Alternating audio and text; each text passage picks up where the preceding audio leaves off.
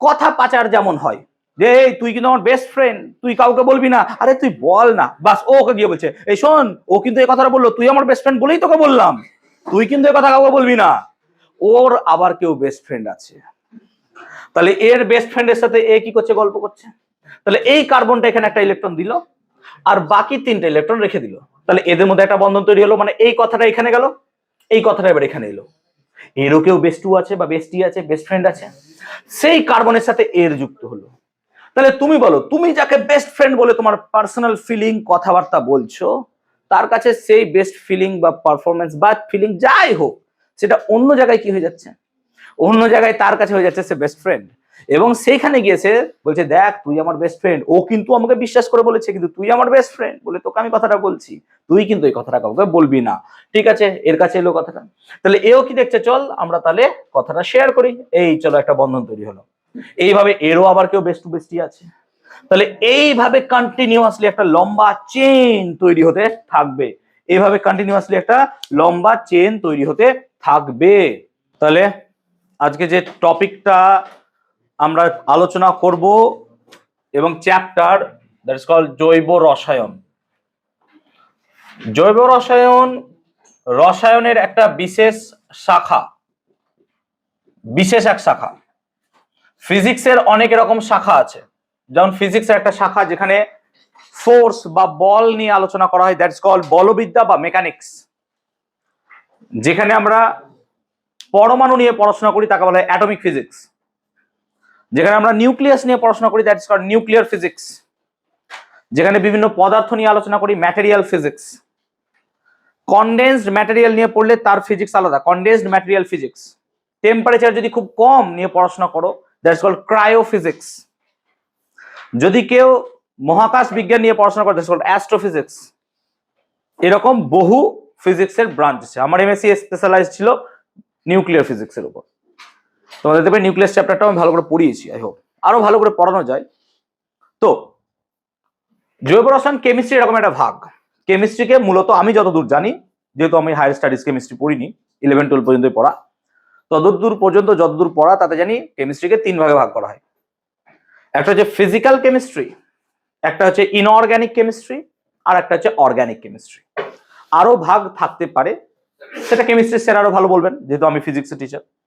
তো তোমরা যে গ্যাসের আচরণ অধ্যায়টা ক্লাস 10-এ পড়েছো, it is under physical chemistry, সেটা ফিজিক্সের মধ্যেও পড়ে, বাট ফিজিক্যাল কেমিস্ট্রি। তোমরা অজৈব রসায়ন ধাতুবিদ্যা যেটা পড়েছো দ্যাটস কল্ড ইনঅর্গ্যানিক কেমিস্ট্রি, আর আজকে যেটা পড়ছো দ্যাটস কল্ড অর্গ্যানিক কেমিস্ট্রি। তেমনি ফিজিক্সেও তোমরা 9-এ যদি দেখো, তোমরা ফিজিক্সের 9-এ পড়েছো বল ও গতি, দ্যাটস কল্ড মেকানিক্স ফিজিক্সের, ওটা বলে মেকানিক্স, ক্লাসিক্যাল ফিজিক্স বলা হয় তাকে, ক্লাসিক্যাল ফিজিক্স। তোমরা 10-এ এসে কি পড়লে, তোমরা ইলেকট্রিসিটি নিয়ে পড়লে, তোমরা এসি নিয়ে পড়লে, ডিসি নিয়ে পড়াশোনা করলে, তোমরা মোটর নিয়ে পড়াশোনা করলে, তোমরা পড়লে পরমাণু নিয়ে, এটাকে বলা হয় মডার্ন ফিজিক্স। সেখানে অর্ধপরিবাহী পরিবাহীগুলো নিয়ে আলোচনা করেছিলাম। এরকমই কেমিস্ট্রিরও 3টে পার্টি আমরা পড়ছি। দেখো ফিজিক্যাল কেমিস্ট্রিও পড়লাম, ইনঅর্গ্যানিকও পড়েছিলাম, অজৈব রসায়ন, আর আজকে পড়বো আমরা জৈব রসায়ন বা অর্গ্যানিক কেমিস্ট্রি। জৈব রসায়ন রসায়নের একটা বিশেষ ভাগ, যেখানে কার্বনের বিভিন্ন যৌগ নিয়ে আলোচনা করা হয়। কার্বনের বিভিন্ন যৌগ নিয়ে আলোচনা করা হয়, কিন্তু কার্বনের কয়েকটা যৌগকে আবার বাদও দেওয়া হয়। অর্থাৎ কার্বনের carbon die oxide CO2, carbonate, bicarbonate, এই সমস্ত পদার্থগুলোকে বাদ দিয়ে আমরা কার্বনের মোটামুটি যা পদার্থ পাবো তাদেরকে আমরা জৈব রসায়নের আওতাভুক্ত করব।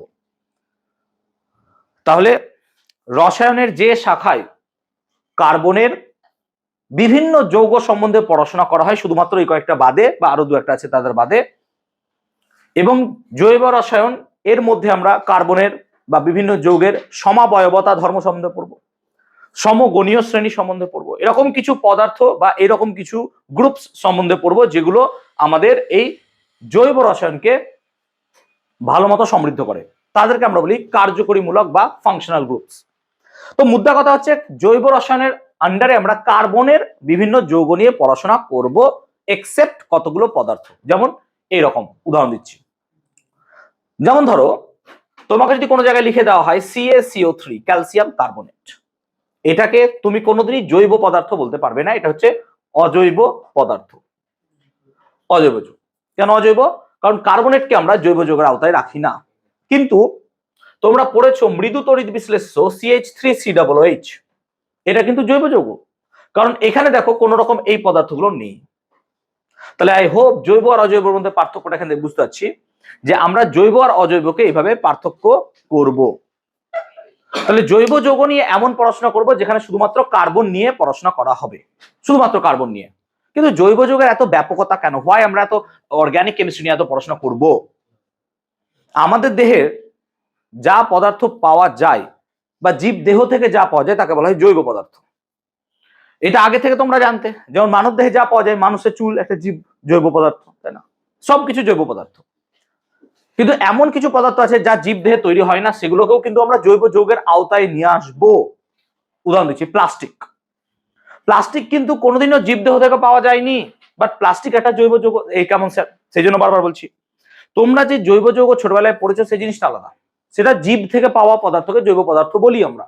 But in the broader aspect যদি বড় করো জিনিসটাকে, তাহলে যে রসায়নের যে শাখায় আমরা কার্বন নিয়ে পড়াশোনা করবো, কার্বন দিয়ে যা তৈরি শুধুমাত্র এগুলো বাদে, তাকেই তুমি জৈব যৌগ বলবে। যেমন প্লাস্টিক, প্লাস্টিক তৈরি হয় ইথিলিন থেকে বা ইথিন থেকে, পলিথিন, তাহলে সেটা একটা জৈব যৌগ হবে। তাই এরকম কিছু ভাববে না যে জৈব রসায়ন মানে এরে ভাই এটা জীব পদার্থ, জৈব দেহ থেকে যা পাবো তাই জীব। No no no no, that's not different, এটা ডিফারেন্ট। তাহলে এটা ডিফারেন্ট, সেই জন্য বারবার বললাম প্লাস্টিক এটা কিন্তু জীব দেহ থেকে পাওনি, বাট প্লাস্টিক কিন্তু জৈব যৌগ। তাহলে কেন আমরা জৈব যৌগ এত বিশাল আকারে পড়বো? আমাদের দেহের প্রতিটা অংশই মোটামুটি জৈব পদার্থ দিয়ে তৈরি। আমাদের দেহের যদি নিউক্লিয়াস দেখো, আমাদের দেহের ক্রোমোজোম দেখো, আমাদের দেহের ডিএনএ দেখো, সবই মোটামুটি এই জৈব পদার্থ দিয়ে তৈরি। আমাদের দেহের প্রোটিন জৈব পদার্থ দিয়ে তৈরি। আমরা যে খাচ্ছি খাবার, কার্বোহাইড্রেট যেগুলো স্যাকারাইড দিয়ে তৈরি হয়, যেমন ধরো মনোস্যাকারাইড, অলিগোস্যাকারাইড, পলিস্যাকারাইড। তাহলে এই স্যাকারাইড গুলো সব হচ্ছে জৈব যৌগ খাদ্য মেনটেন্যান্সের জন্য, এগুলো সব হচ্ছে জৈব যৌগ। তোমরা যে ফ্যাট খাচ্ছ, বিভিন্ন চিকেন মাটনের চর্বি খাচ্ছ, এগুলো হচ্ছে সব কি? জৈব পদার্থ। অ্যাকচুয়ালি আমাদের জৈব পদার্থ পুরো ঘিরে রয়েছে। তোমরা যে ওষুধ খাচ্ছ তার ম্যাক্সিমামই জৈব পদার্থ। যেমন ধরো প্যারাসিটামল, সবথেকে ফেমাস ওষুধ, সেটাও কিন্তু একটা জৈব পদার্থ। আইবুপ্রোফেন, যাই খাও ম্যাক্সিমাম এই জৈব পদার্থ দিয়ে তৈরি। এবং মানব সভ্যতার সব থেকে ভালো এবং সব থেকে খারাপ আবিষ্কার, দ্যাটস কল্ড প্লাস্টিক। এই প্লাস্টিকটা হচ্ছে একটা জৈব পদার্থ। তো এর থেকে আর বড় কি উদাহরণ দেব যে জৈব পদার্থ পুরো এখন ঘিরে রয়েছে আমাদেরকে। আমরা যে মোবাইল স্ক্রিন ইউজ করছি, ফোল্ডিং স্ক্রিন, ফোল্ডিং স্ক্রিনটা কি করে হচ্ছে? Because of the plastic. Plastic না তাহলে কোনোদিন ফোল্ডিং হবেই না, কাঁচকে তুমি ফোল্ড করবে নাকি? সো এই প্লাস্টিক হচ্ছে কি একটা অর্গানিক ম্যাটেরিয়াল, যাকে বলছি OLED, organic light emitting diode. এতে অর্গানিক ঢুকে গেছে। তোমাদের পড়িয়েছিলাম যখন আমি ইলেকট্রিসিটি, মনে করে দেখো, তখন ওলেড কথা, অ্যামোলেড কথা, এলইডির কথা বলেছিলাম। এলইডি কিন্তু জৈব পদার্থ ছিল না তখনও, লাইট এমিটিং ডায়োড। কিন্তু ওলেড হলো জৈব পদার্থ, অর্গানিক লাইট এমিটিং ডায়োড। যেমন অ্যামোলেড হলো active matrix organic light emitting diode. তাহলে এই সমস্ত পদার্থগুলো জৈব পদার্থ দিয়ে তৈরি। তাই জৈব পদার্থ আমাদেরকে পড়তে হবে। এবং রসায়নের এই জৈব রসায়নে এখনো পর্যন্ত আবিষ্কার চলতেই থাকছে, নতুন নতুন পদার্থ আবিষ্কার হচ্ছে। যেমন তোমরা যে লিচি সফট ড্রিঙ্ক খাও বা লিচুর যেটা হয় লিচি জুস, সেই লিচুর মধ্যে, লিচির জুসের মধ্যে লিচুর লটুকুও থাকে না, পুরোটাই কেমিক্যাল। তাই যে লিচুর এসেন্স আসছে সেটা কোথা থেকে আসছে? কোনো না কোনো পদার্থ থেকে আসছে। সেটা ইনঅর্গানিক হতে পারে বা অর্গানিক, অর্থাৎ অজৈব পদার্থ হতে পারে, বাকি হতে পারে জৈব পদার্থ হতে পারে। সেরকমই তোমরা যে ফ্রুটি খাও, যদি ফ্রুটিতে আম থাকে তাহলে ফ্রুটি সারা বছর পাওয়া যায়, আর এমন কোনো আম নাই যে সারা বছর পাওয়া যায়। তো ফ্রুটির যদি পেছনের দিকে দেখো তোমরা, ওখানে প্রচুর রকমের বিভিন্ন পদার্থ ইউজ করা হয় যেগুলো সিনথেটিক পদার্থ। সেটা জৈব পদার্থ হতে পারে বা অজৈব পদার্থ হতে পারে, কিছু জৈব থাকতে পারে, কিছু অজৈব থাকতে পারে। এইরকম সমস্ত পদার্থ দিয়ে আমাদের ঘিরে রয়েছে। আমরা সমস্ত কিছু পদার্থ নিয়েই তৈরি বা চলছি। সেই জন্য জৈব রসায়ন পড়াটা আমাদের খুব জরুরি। কিন্তু স্যার জৈব রসায়নের মধ্যে কেন কার্বনকে এত প্রাধান্য দেওয়া হলো? Why carbon? কার্বন নিয়ে কেন? অন্য পদার্থ নিয়ে আমরা আলোচনা করতাম, তাহলে তো হয়ে যেত। কার্বনকে নেচার একটা বরদান দিয়েছে। বরদান, বরদান মিন্স ব্লেসিংস। একটা ব্লেসিংস দিয়েছে কার্বনকে, যেটা অন্য কোনো ম্যাটেরিয়ালকে দেয়নি। অন্য কোনো ম্যাটেরিয়ালের মধ্যে এই আশীর্বাদ পায়নি যেটা কার্বন পেয়েছে। কার্বন নেচার থেকে ন্যাচারালি সিলেক্টেড, যে তাকে দেওয়া হয়েছে। কি দেওয়া হয়েছে? একটা প্রিভিলেজ। এরকম অনেক মৌল আছে যাদের সর্ববহিস্থ কক্ষে 4টি করে ইলেকট্রন থাকে। ঠিক আছে, যেমন ধরো সিলিকন আছে, এরকমই কার্বন আছে।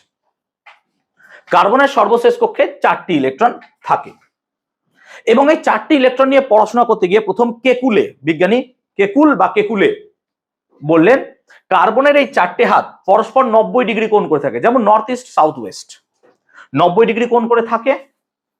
কিন্তু এই মতবাদের পক্ষে বা এই মতবাদের সপক্ষে কিছু সেরকম তথ্য পাওয়া গেল না, সেই জন্য কেকুলের মতবাদটাকে আমরা মোটামুটি বাদ দিলাম। কেকুলে পরবর্তী ক্ষেত্রে কার্বনের একটা নতুন মডেলকে নিয়ে আসা হলো, দ্যাট ইজ কল্ড চতুস্তলকীয় মডেল। সেটাকে কি বলছি আমরা? চতুস্তলকীয় মডেল। এবং এই চতুস্তলকীয় মডেলটা দিয়েছিলেন বিজ্ঞানী ভ্যান হফ এবং লা বেল ও লা বেল, সম্ভবত 1874 সালে, যদি মনে ঠিকঠাক থাকে। তাহলে 1874 সালে বিজ্ঞানী ভ্যান হফ ও লা বেল একটা চতুস্তলকীয় মডেল দিলেন এবং এই মডেল অনুসারে প্রথমেই তিনি বললেন যে কার্বনের এই যে 4টে ইলেকট্রন দ্বারা গঠিত যৌগ, তাহলে কার্বনের 4টে ইলেকট্রন দ্বারা গঠিত একটা যৌগের নাম কি হতে পারে স্যার? তোমরা রাসায়নিক বন্ধন অধ্যায়ে পড়েছো, সব থেকে সহজ যে যৌগটা সেটার নাম কি? Methane, CH4। বলছে CH4 এমন ভাবে থাকবে যে তারা 4টে বা এই 3টে 4টে 5টা মিলে কখনো একটা তল বরাবর থাকবে না। কেমন একটা তল বরাবর থাকবে না? ধরো এরকম হতে পারে, আমি নেক্সট দিন ডায়াগ্রাম দিয়ে বোঝাবো, আমার কাছে সেই গুলো আছে, আজকে বোঝাবো না। তো এমন হতে পারে যে মাঝে কার্বন থাকবে আর মাঝে কার্বনের সঙ্গে এরকম ভাবে 3টে হাইড্রোজেন আছে, এই 3টে হাইড্রোজেন নিচে আছে ধরো, আর এই হাইড্রোজেনটা উপরে আছে, আর একটা হাইড্রোজেন কোথায় আছে? উপরে। মানে তুমি এরকম ভাবে ভাবতে পারো একটা ট্রাইপডের মতো। যেমন ট্রাইপড থাকে, কিভাবে ট্রাইপড থাকে? ট্রাইপডের 3টে ঠ্যাং নিচে থাকে আর একটা মাথা কি থাকে? উপরে থাকে।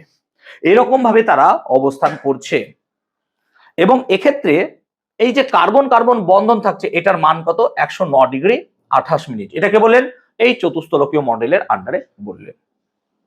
তাহলে চতুস্তলকীয় মডেল অনুসারে যে আমাদের যে কার্বন দিয়ে তৈরি প্রথম যৌগ মিথেন, যেটা একটা চতুস্তলকীয় মডেলের একটা হচ্ছে আদর্শ, সেক্ষেত্রে কার্বন সেন্ট্রাল অ্যাটম মানে এটা হচ্ছে কেন্দ্রীয় পরমাণু, এবং তাকে ঘিরে যে 4টে হাইড্রোজেন আছে, 4টে হাইড্রোজেন কখনোই একটা তল বরাবর থাকবে না, ইট উইল নট।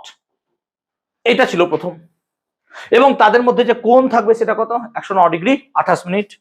এবং তিনি আরো বললেন যে এই কার্বন হাইড্রোজেন যেগুলো থাকবে তাদের মধ্যে যে বন্ধন কোণ থাকবে, বন্ধন দৈর্ঘ্য থাকবে, সেটা অ্যাপ্রক্সিমেটলি 1.10, কোনো কোনো বইয়ে 1.09 অ্যাংস্ট্রম থাকতে পারে, অ্যাপ্রক্সিমেটলি 1.10 অ্যাংস্ট্রম। এই তথ্যটা তিনি দিলেন।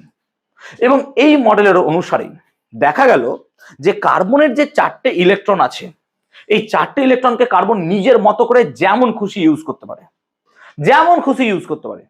মানে ওর কাছে 4টে ইলেকট্রন মিন্স যে ও 4 জায়গায় 4টে বন্ড তৈরি করতে পারবে। আমার কাছে যখন হাইড্রোজেন থাকবে, যদি একটু মনে করে দেখতে পারো, তাহলে হাইড্রোজেন তার একটা ইলেকট্রন দেয় আর একটা হাইড্রোজেন তার একটা ইলেকট্রন দেয়, এবং এই দেওয়ার ফলে তাদের মধ্যে একটা বন্ধন তৈরি হয়, এটাকে আমরা কি বলি? সমযোজী বন্ধন।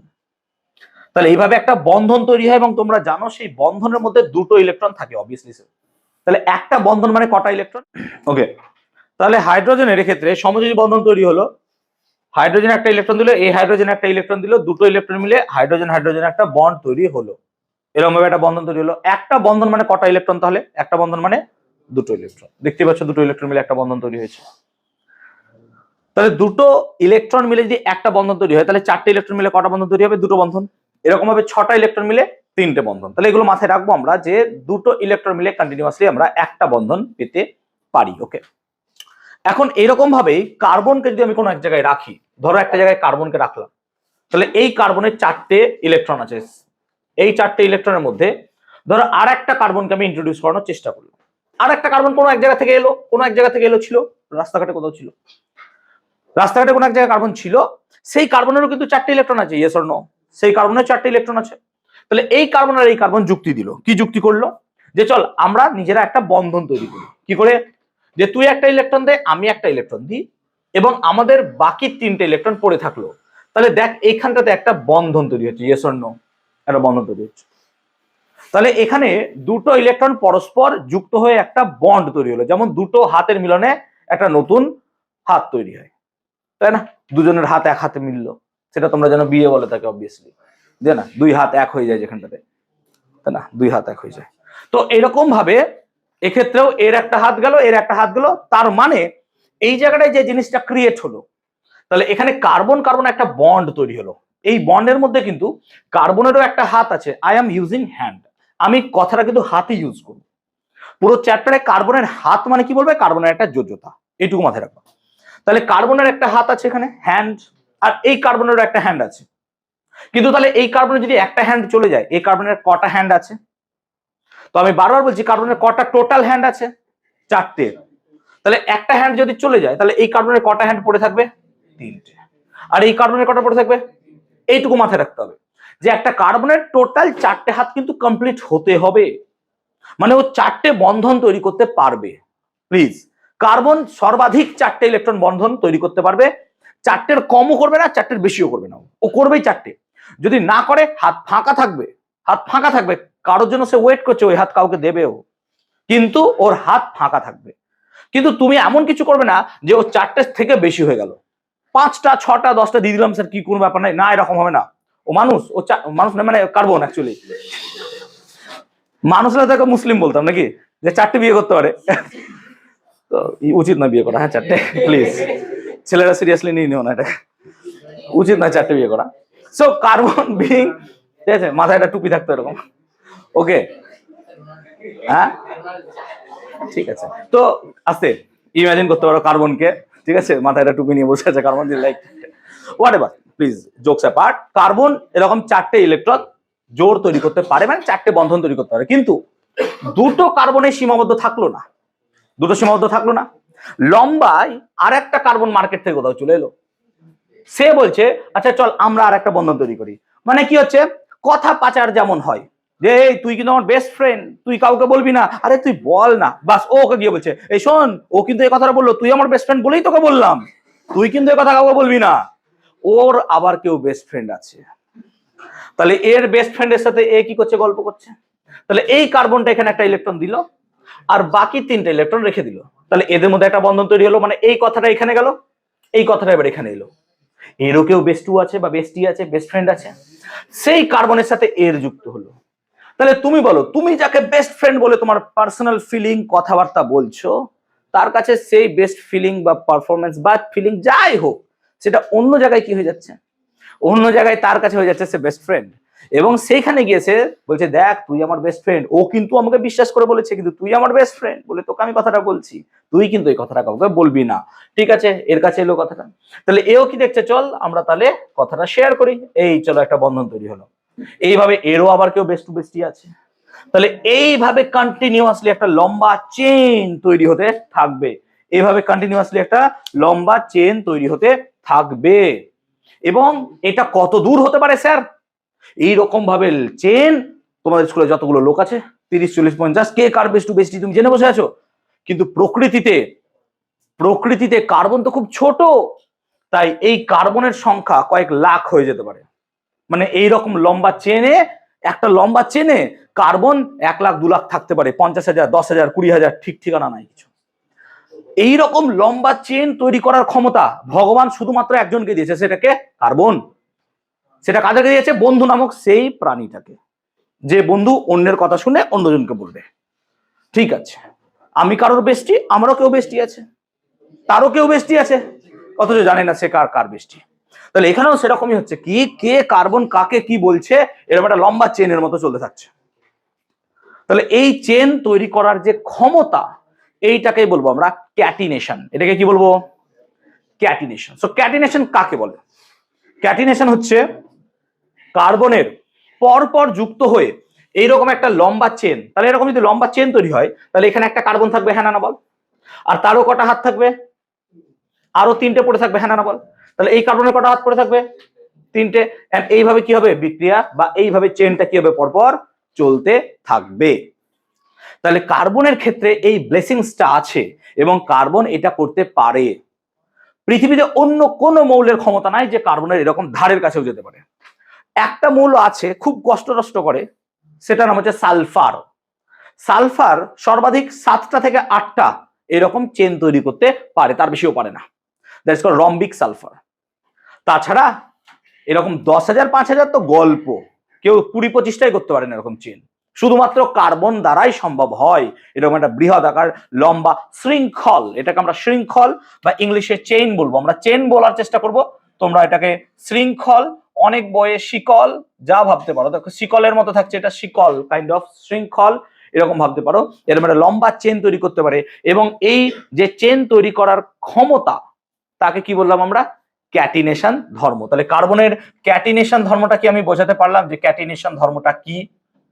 তাহলে ক্যাটিনেশন ধর্ম কি না, তো পরস্পর কার্বনগুলো সমযোজী এক বন্ধন, দ্বিবন্ধন বা ত্রিবন্ধন দ্বারা যুক্ত হয়ে এরকম লম্বা চেইনের মতো যুক্ত হতে পারে, এটাকে কি বলছি আমরা, ক্যাটিনেশন ধর্ম।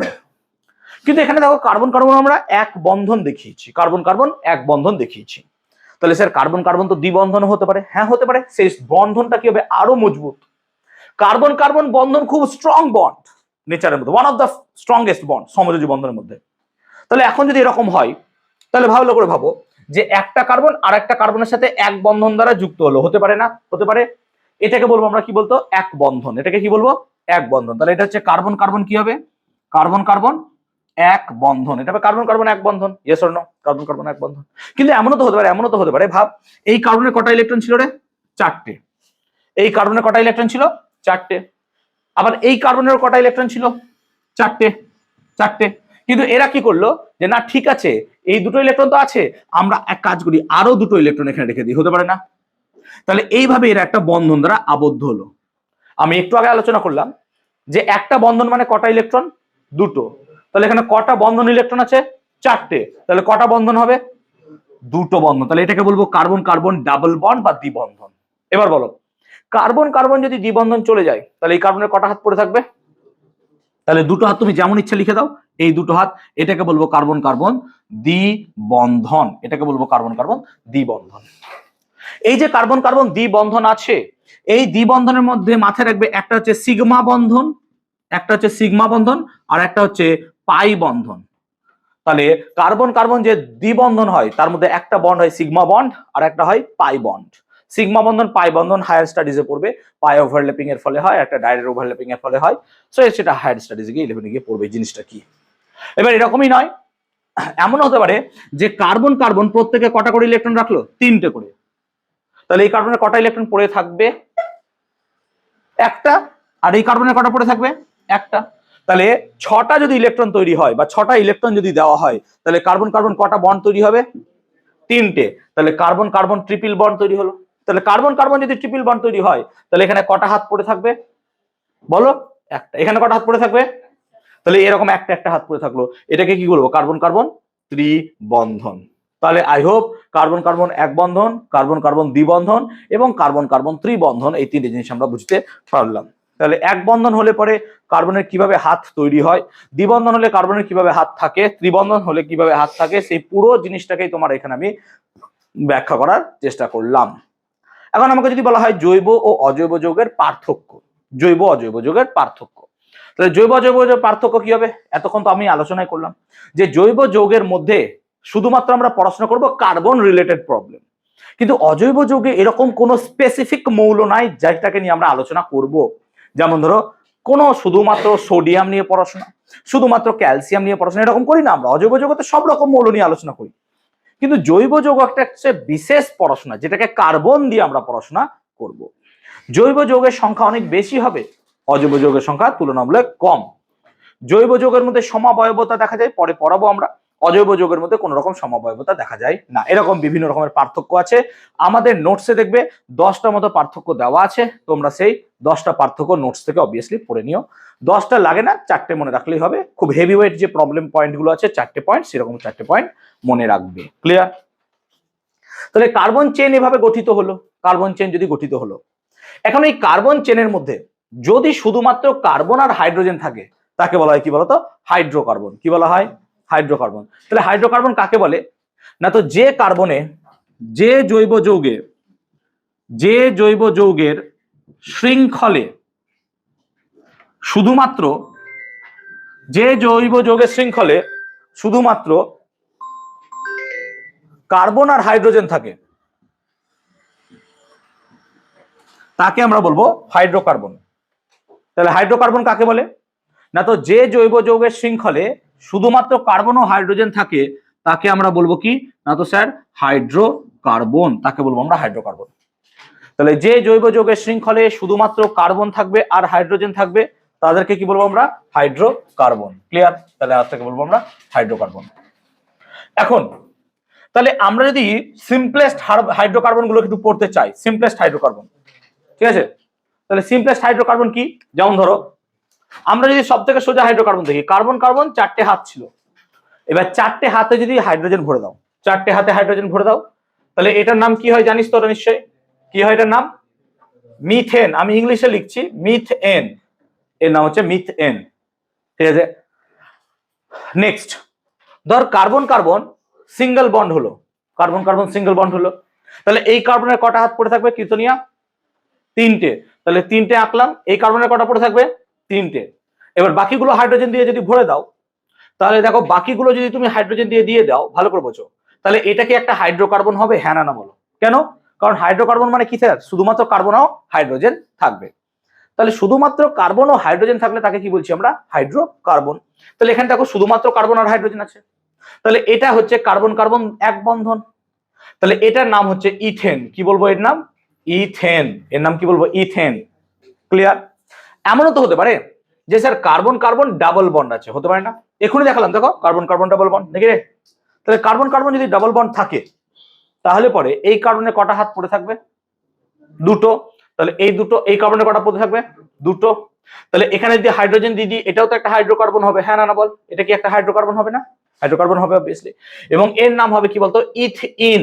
কি হবে এর নাম? ইথিন। ঠিক আছে, এর নাম হবে ইথিন। তাহলে এর নাম হবে ইথিন। কি করে হচ্ছে না হচ্ছে সব বোঝাচ্ছি, অসুবিধা নেই, ডোন্ট ওয়ারি, পুরো শিখিয়ে দেবো।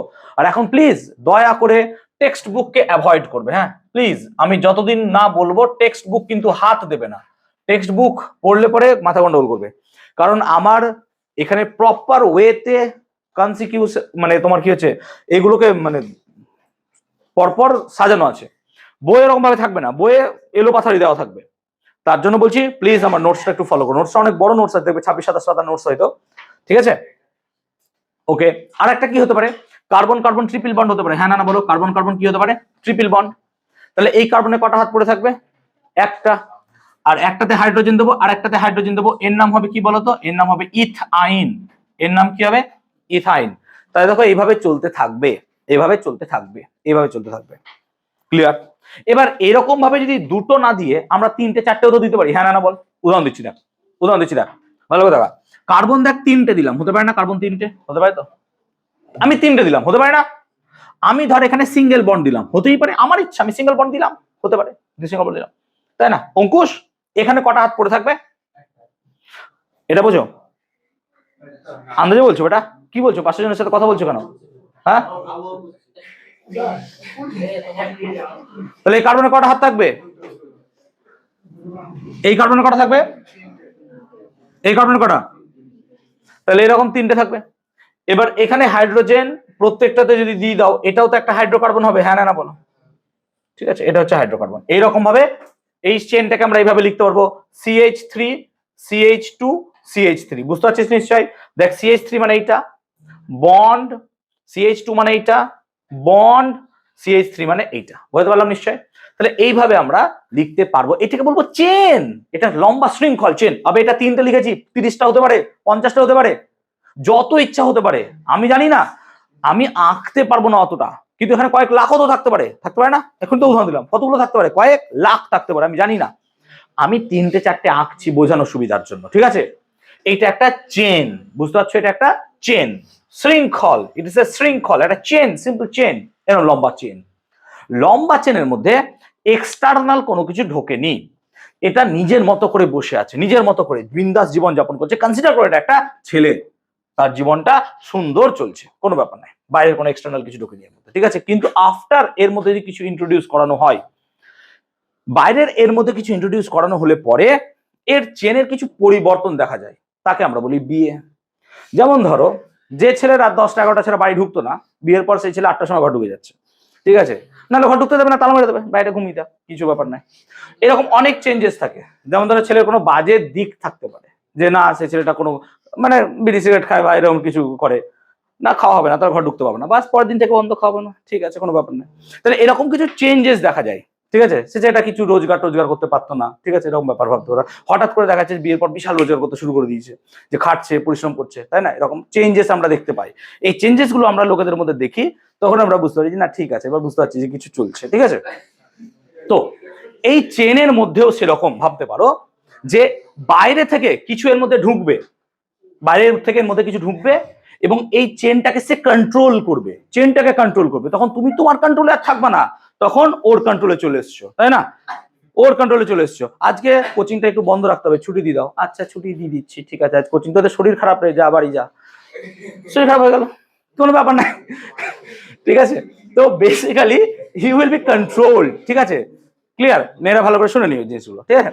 তো ইউ ক্যান কন্ট্রোল, তার মানে ওই বাইরের জিনিসটার মধ্যে ঢুকলে না একে কন্ট্রোল করবে। তাহলে আমরা এখান থেকে একটা ডেফিনিশন দিতে পারি যে বাইরে থেকে যে সমস্ত পরমাণু বা পরমাণু পুঞ্জ, পরমাণু বা পরমাণু পুঞ্জ কেন, একজন হতে পারে, চার পাঁচজন হতে পারে, তো পরমাণু বা পরমাণু পুঞ্জ এই চেনের মধ্যে প্রবেশ করে এবং চেনের ভৌত ও রাসায়নিক ধর্মকে নিয়ন্ত্রণ করে।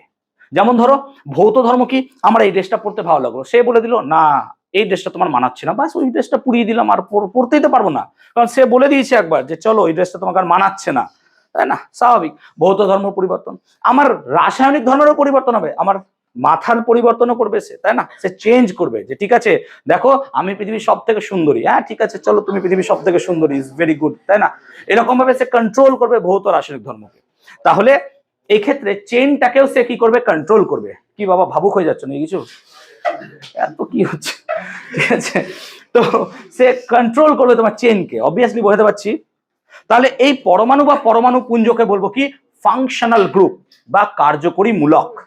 কার্যকরী মূলক তাহলে কাকে বলে, তাহলে যে সমস্ত পরমাণু বা পরমাণু পুঞ্জ কোনো একটা জৈব যৌগের শৃঙ্খলে উপস্থিত থাকে এবং তার ভৌত ও রাসায়নিক ধর্মকে কি করবে, সে নিয়ন্ত্রণ করবে, তার নিয়ন্ত্রণ করবে, তাকে কি বলবো আমরা, অবভিয়াসলি কি বলবো, ফাংশনাল গ্রুপ বা কার্যকরী মূলক। কার্যকরী মূলক মানে সে কাজ করছে এই জায়গাটায় আসছে এবং সে এই জৈব যৌগটাকে নিয়ন্ত্রণ করছে। উদাহরণ দিচ্ছি, যেমন ধরো আমার কাছে সুন্দর একটা চেইন ছিল, আমি ইথেনের কথা ভাবছি, ইথেন একটা সাদা সিঙ্গেল সুন্দর ছিল, ঠিক আছে, সুন্দর একটা ভালো চেইন ছিল, ভালো ব্যক্তি ছিল, কিন্তু তার মধ্যে একটা বাইরে থেকে কিছু পদার্থ ঢুকে গেল, ঠিক আছে, তার চেঞ্জেস দেখতে পাচ্ছি আমরা। উদাহরণ দিচ্ছি, যেমন ধরো CH3 হতে পারে না এটা, তাহলে CH3 মস্ত মৌলা একটা সিঙ্গেল ছিল, বান্দা সুন্দর ছিল, কিন্তু কি হলো, সে একটা হাইড্রোজেনকে এখান থেকে বাদ দিয়ে দিল, ভালো করে বোঝো, একটা হাইড্রোজেনকে এখান থেকে বাদ দিয়ে দিল।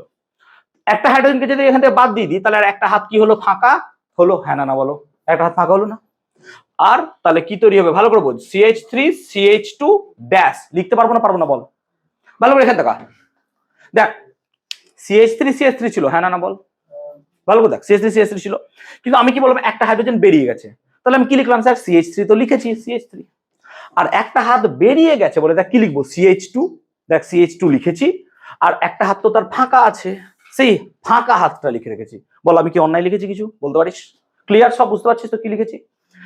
এই যে মূলক, এইটাকে বলা হয় জৈব মূলক, কি বলবো আমরা, জৈব মূলক। এটাকে আরেক নাম দেওয়া হয় তার, যে অ্যালকিল মূলক, এটাকে বলা হয় অ্যালকিল মূলক, এটা হচ্ছে তার নাম, ঠিক আছে, আস্তে আস্তে শিখবো সব। এবার এই হাতটা ফাঁকা, এবার মার্কেটে কোনো না কোনো জায়গায় OH ছিল, এটা হচ্ছে একটা কার্যকরী মূলক, এটা কি ছিল, নাম কি ছিল, এর নাম কি ছিল, ইথেন, এর নাম কি ছিল রে, ইথেন এর নাম ছিল, কিন্তু OH কি করলো, এর সাথে একটা বন্ধন তৈরি করার চেষ্টা করলো, দিয়ে কি তৈরি হলো, এখান থেকে একটা নতুন পদার্থ পেলি, CH3CH2OH, দেখ চেনের মধ্যে অন্য কেউ ঢুকে গেছে, হ্যাঁ না বল, কে ঢুকে গেছে চেনের মধ্যে বলতো, OH, এবং এই পুরো চেনটার নামই এখন পাল্টে গেছে, এর নাম কি বলতো, এর নাম হচ্ছে ইথানল। তাহলে কোথায় ছিল ইথেন, কোথায় হয়ে গেল ইথানল, তাহলে এ পুরো চেঞ্জ হয়ে গেল, অর্থাৎ এখন ইথেনের ভৌত ধর্ম আর ইথানলের ভৌত ধর্ম পুরোপুরি কি হবে, আলাদা। ইথেনের রাসায়নিক ধর্ম, ইথানলের রাসায়নিক ধর্ম পুরোপুরি কি হবে, আলাদা। তাহলে এই ওইচটা কি করলো, এই চেনটাকে কন্ট্রোল করলো, ইয়েস অর নো, এই ওইচটা কি করলো, ইথেন চেনটাকে কি করলো, কন্ট্রোল করলো, এবং কন্ট্রোল করার ফলে ইথেনটাকে পরিবর্তিত করে নিজের জন্য করে দিল, কি করে দিল, সেটাকে ইথানল, সেটাকে কি করে দিল, ইথানল, এইটাকেই আমরা কি বলছি তোমার কি কার্যকরী মূলক। তার মানে কোনো জায়গায় যদি OH থাকে সেই কার্যকরী মূলকটা তাই হবে। আর ইথানলকে তোমরা কি বলো? অ্যালকোহল, নাকি রে? তাহলে কোনো জৈব যৌগে যদি শুধুমাত্র OH থাকে, শুধু OH, তাহলে সেটা সবসময় কি হবে? অ্যালকোহল। যেমন উদাহরণ দিচ্ছি, যেমন ধরো CH3OH, এটার নাম কি হবে তাহলে স্যার? মিথানল। মনে করছে মিথাইল অ্যালকোহল, তাহলে এটা তো অ্যালকোহল স্যার, এটার নাম কি? অ্যালকোহল। তাহলে যেখানেই OH থাকবে সেটা হচ্ছে অ্যালকোহল, এবং OH-টাকে আমরা কি বলবো এখানে? কার্যকরী মূলক। আমি কি বোঝাতে পারলাম কার্যকরী মূলক জিনিসটা কি? তাহলে কার্যকরী মূলক কাকে বলে? না তো যে সমস্ত পরমাণু বা পরমাণু পুঞ্জ কোনো একটা জৈব যৌগের চেনের মধ্যে উপস্থিত থাকে এবং সেই চেনের ভৌত ও রাসায়নিক ধর্মকে কি করে? নিয়ন্ত্রণ করে, তাকে কি বলবো আমরা? কার্যকরী মূলক। যেমন আমরা প্রথম কার্যকরী মূলক যেটা পড়বো সেটার নাম হচ্ছে হাইড্রক্সিল। এই কার্যকরী মূলকটার নাম হচ্ছে হাইড্রক্সিল, আর এটার সংকেত বা চিহ্ন হচ্ছে OH। তাই মনে রাখবি হাইড্রক্সিল একটা কার্যকরী মূলক এবং এর সংকেত হচ্ছে OH। কোন একটা জৈব যৌগের মধ্যে হাইড্রক্সিল থাকা মানে সেই যৌগটা কি হবে রে? অ্যালকোহল। সেই যৌগটা কি হবে? অ্যালকোহল। যেমন এক্ষুনি আমরা উদাহরণ দিলাম, কি উদাহরণ দিলাম? ইথাইল অ্যালকোহল কি হবে? Methyl alcohol. তাহলে কোনো একটা জায়গায় কার্বন চেনে যদি শুধুমাত্র হাইড্রক্সিল থাকে, দ্যাট মিনস সেটা কি হবে আমাদের? অ্যালকোহল। কোনো এক জায়গায় যদি শুধুমাত্র OH থাকে সেটা কি হবে? অ্যালকোহল। শুধুমাত্র OH থাকলে কি হবে? অ্যালকোহল। তাহলে OH আছে মানে সেটা কি হয়ে যাবে? অ্যালকোহল। তাহলে OH থাকলো মানে সেটা হয়ে যাবে কি? অ্যালকোহল। ক্লিয়ার হয়েছে? 2 নম্বর আমরা যেটা পড়বো সেটার নাম হচ্ছে কি? কার্বক্সিল। কার্বক্সিল, এটা হচ্ছে কার্বক্সিল মূলক। কার্বক্সিল বা carboxylic acid, bond COOH, bond COOH, এটা কোনো জায়গায় থাকা মানে সেটা হবে তোমার জৈব অ্যাসিড। সেটা কি হবে নাম রে? জৈব অ্যাসিড। তোরা জানিস, দেখবি উদাহরণ CH3COOH, এক্ষুনি পড়াচ্ছিলাম, এর নাম কি রে? Acetic acid. শুনেছিস এর নাম? Acetic acid. কি আছে এর মধ্যে? COOH। এটা একটা জৈব অ্যাসিড। তাহলে কোনো জায়গায় যদি শুধুমাত্র COOH ঢুকে থাকে সেটা কি হয়ে যাবে? একটা জৈব অ্যাসিড। যেমন উদাহরণ দিচ্ছি, HCOOH, এর নাম কি জানিস? Formic acid. এর নাম কি? Formic acid. তাহলে ফর্মিক অ্যাসিড, অ্যাসিটিক অ্যাসিড, এগুলো কি হচ্ছে? সব জৈব অ্যাসিড। কেন জৈব অ্যাসিড হচ্ছে? বিকজ এর মধ্যে কি ঢুকে আছে? COOH। তাহলে একটা কথা এখানে মাথায় থাকবে স্যার, যে কোনো জায়গায় যদি OH ঢুকে যায় তাহলে সেটা কি হয়ে যাবে? অ্যালকোহল। সেটা কি হবে? অ্যালকোহল। কোনো জায়গায় যদি শুধুমাত্র বন্ড COOH ঢুকে যায় সেটা কি হবে? অ্যাসিড। সেটা কি হবে? অ্যাসিড। আমি কি বলতে পারলাম? এদের ক্লিয়ার হয়েছে? 3 নম্বর, কোনো জায়গায় যদি চেনের মধ্যে তুমি খুঁজে পাও যে বন্ড CHO, বন্ড CHO, কোনো জায়গায় যদি শুধুমাত্র অ্যালডিহাইড খুঁজে পাও, বন্ড CHO, তাহলে এইরকম যৌগের নাম হয় অ্যালডিহাইড যৌগ। এগুলো একটা বিশেষ শ্রেণীর যৌগ, সেটা হচ্ছে অ্যালডিহাইড। সেটা হচ্ছে অ্যালডিহাইড। যেমন ধরো HCHO, এর নাম হচ্ছে ফর্মালডিহাইড। এর নাম কি? ফর্মালডিহাইড। যেমন ধরো CH3CHO, এর নাম হচ্ছে অ্যাসিটালডিহাইড। তাহলে এটা হচ্ছে ফর্মালডিহাইড। আমার নোটসে সব ডিটেলস পাবে এগুলো। ফর্মালডিহাইড এর নাম কি হচ্ছে? অ্যাসিটালডিহাইড। এর নাম কি হচ্ছে? অ্যাসিটালডিহাইড। তাহলে কোনো জায়গায় যদি শুধুমাত্র বন্ড CHO থাকে তাহলে এটার নাম কি হয়ে যাবে? অ্যাসিটালডিহাইড। এবং এটা কি শ্রেণীর যৌগ হবে? অ্যালডিহাইড শ্রেণীর যৌগ হয়ে যাবে। তাহলে বন্ড OH থাকলো মানে সেটা অ্যালকোহল, আর বন্ড COOH থাকলো মানে সেটা হয়ে যাবে জৈব অ্যাসিড। আর কোনো জায়গায় যদি বন্ড CHO থাকে সেটা হচ্ছে অ্যালডিহাইড, তাই না? সেটা হচ্ছে অ্যালডিহাইড। আবার অ্যালকোহল লিখেছি বলে ভেবে নিও না যে সব অ্যালকোহলকে খাওয়া যায়, না, সব অ্যালকোহলকে খেতে পারবে না। যেমন ধরো এটার নাম কি? ইথানল। এই ইথানলটাকেই তোমরা খাও এবং খেয়ে স্বর্গসুখ দেখো, কিন্তু এই মিথানলকে খেতে পারবে না। এইটা খেলে পরে চোখ অন্ধ হয়ে যাবে, আর কিছু দেখতেই পাবে না। তাহলে মিথানল চোখের পক্ষে খুব ক্ষতিকর। সেই জন্য অনেক সময় তোমরা শুনো যে বিষ মদ খেয়ে মারা গেছে অনেকেই, তো বিষ মদ খেয়ে মারা যায়, ইথানল খেয়ে মরে না কেউ। ইথানল তৈরি করতে গেছে, হয়ে গেছে কি? মিথানল। ইহা খেলে মরে যাবা। সেই কারণে সব সময় সব অ্যালকোহলকে খেতে পারবে না, শুধুমাত্র একটা অ্যালকোহলকে আমরা খেতে পারি, সেটা হচ্ছে এইটা, ইথানলকে আমরা খেতে পারি। যদি বা ইথানল যখন পেট্রোলের সাথে মিশিয়ে দিচ্ছে, তোমরা নিশ্চয়ই জানো ব্লেন্ডেড পেট্রোল বলছে, তো ইথানলকে আমরা খেতে পারি, বাট মিথানল খাওয়া যাবে না। সেরকম ভাবে আমরা তার সমস্ত কিছুকে ইউজ করতে পারবো না। ক্লিয়ার? যাও, তাহলে অ্যালডিহাইড বুঝতে পারলাম। অ্যালডিহাইড তোমরা অনেক সময় লাইফ সায়েন্সে পড়েছো যে আমাদের মূত্রের মাধ্যমে বিভিন্ন পদার্থ রেচিত হয়, যেমন ইউরিয়া রেচিত হয়, অনেক সময় গ্লুকোজ রেচিত হয়, যদি বেশি পরিমাণে গ্লুকোজ হয়ে যায়, গ্লুকোসুরিয়া রোগ বলে, তোমাদের হয়তো শুনেছো এটা, ঠিক আছে? আবার এরকম একটা পদার্থের নাম শুনেছো তোমরা, কিটোন বডি, নাকি রে? যে আমাদের দেহে একটা ক্ষতিকারক পদার্থ উৎপন্ন হয়, তার নাম হচ্ছে কিটোন। এই কিটোন পদার্থ আমাদের দেহ থেকে মূত্রের মাধ্যমে রেচিত হয় অনেক সময়, ঠিক আছে। এবং বেশি পরিমাণে যদি কিটোন বডি দেহ থেকে রেচিত হতে থাকে কিটোনুরিয়া রোগ বলে, নাকি রে, কিটোনুরিয়া। তাহলে এইরকমই একটা পদার্থের নাম হচ্ছে কিটোন। যেমন ধরো কিটোন, কিটোন শ্রেণীর যৌগ। এই কিটোন শ্রেণীর যৌগের সংকেত হচ্ছে বন্ড, সিও বন্ড। মানে এমন একটা কার্যকরী মূলক যেখানে দুটো হাত আছে, ও একসঙ্গে কার সাথে বিক্রিয়া করবে, দুটো চেনকে একসাথে ধরে রাখবে, এরকম ভাবে ভাবতে পারো, দুটো চেনকে একসাথে ধরে রাখবে, ঠিক আছে, কিটোন। যেমন সব থেকে সহজ কিটোনের নাম হচ্ছে অ্যাসিটোন, সব থেকে সহজ কিটোনের নাম হচ্ছে অ্যাসিটোন। এবং মেয়েরা এটা ভালো বুঝবে, কেন, নেল পলিশ রিমুভার হিসেবে যেটা ইউজ করা হয় সেটা হচ্ছে এই অ্যাসিটোন বা CH3COCH3। তাহলে এটা হচ্ছে অ্যাসিটোন, এটার মধ্যে দেখো সিও ঢুকে আছে, এবং এটা হচ্ছে নেল পলিশ রিমুভার হিসেবে ইউজ করা হয় CH3COCH3। সো অ্যাসিটোন বা কিটোন CH3COCH3 হবে। ক্লিয়ার হয়েছে? ক্লিয়ার হয়েছে? ওকে। 5 নম্বর আমরা যেটা পড়বো সেটাকে বলবো ইথার গ্রুপ।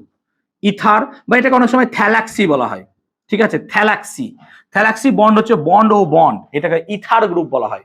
তাহলে যদি কোনো জায়গায় শুধুমাত্র ও ঢুকে যায় সেটাকে তুমি কি বলবা? অবভিয়াসলি বলবা তুমি হচ্ছে এটা ইথার গ্রুপ। সেটা ইথার, কোনো জায়গায় ইথার থাকতে পারে, ইথার। যেমন ধরো এটা একটা যৌগ হতে পারে CH3OCH3, এর নাম হচ্ছে ডাইমিথাইল ইথার।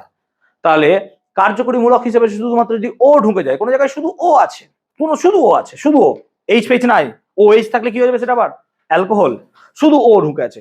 তাহলে কোনো জায়গায় যদি শুধুমাত্র ও ঢুকে থাকে তাহলে সেটার নাম কি হবে স্যার? ইথার। সেই যৌগটার নামই হচ্ছে ইথার, আলাদা হয়ে গেল যৌগটা, না, সেই যৌগটা আলাদা হয়ে গেল, তাহলে ইথার হয়ে গেল। 6 নম্বর, যদি কোনো জায়গায় আমাদের NH2 ঢুকে থাকে, অ্যামিনো গ্রুপ, অ্যামিনো, এটার নাম হচ্ছে অ্যামিনো, বন্ড NH2, এটা যদি কোনো জায়গায় ঢুকে থাকে এটাকে বলা হয় অ্যামিনো গ্রুপ। তাহলে বন্ড NH2 এটার নাম হচ্ছে অ্যামিনো। এই অ্যামিনো গ্রুপটা অ্যামিন গ্রুপ, এই অ্যামিন গ্রুপটা খুব দরকার। আমরা লাইফ সায়েন্সে পড়েছি আমাদের দেহের অত্যাবশ্যকীয় 8টা বা 10টা কি আছে, অ্যামাইনো অ্যাসিড আছে, যেগুলো আমরা চিকেন বা ভেজ বা এরকম কিছু থেকে পাই। ওই অ্যামাইনো অ্যাসিডের সব থেকে গুরুত্বপূর্ণ যে জিনিসটা সেটার নামই হচ্ছে বন্ড NH2। তোমরা যদি কেউ অ্যামাইনো অ্যাসিডের স্ট্রাকচার পড়ো, প্রত্যেক জায়গায় দেখবে একটা করে বন্ড NH2 আছে। এই অ্যামোনিয়া না থাকলে অ্যামাইনো অ্যাসিড হবে না, সেজন্য নামটাই কি আছে, অ্যামিনো, অ্যামিনো গ্রুপ বা অ্যামাইনো গ্রুপ। তাহলে অ্যামাইনো গ্রুপ বা অ্যামিনো গ্রুপ এটা আমাদের দরকার আছে। ক্লিয়ার? ক্লিয়ার। 7 নম্বর, আরেকটা গ্রুপ পাই যেটাকে আমরা বলি এস্টার জাতীয় group. Ester, bond C+O bond, এটা হচ্ছে এস্টার জাতীয় গ্রুপ।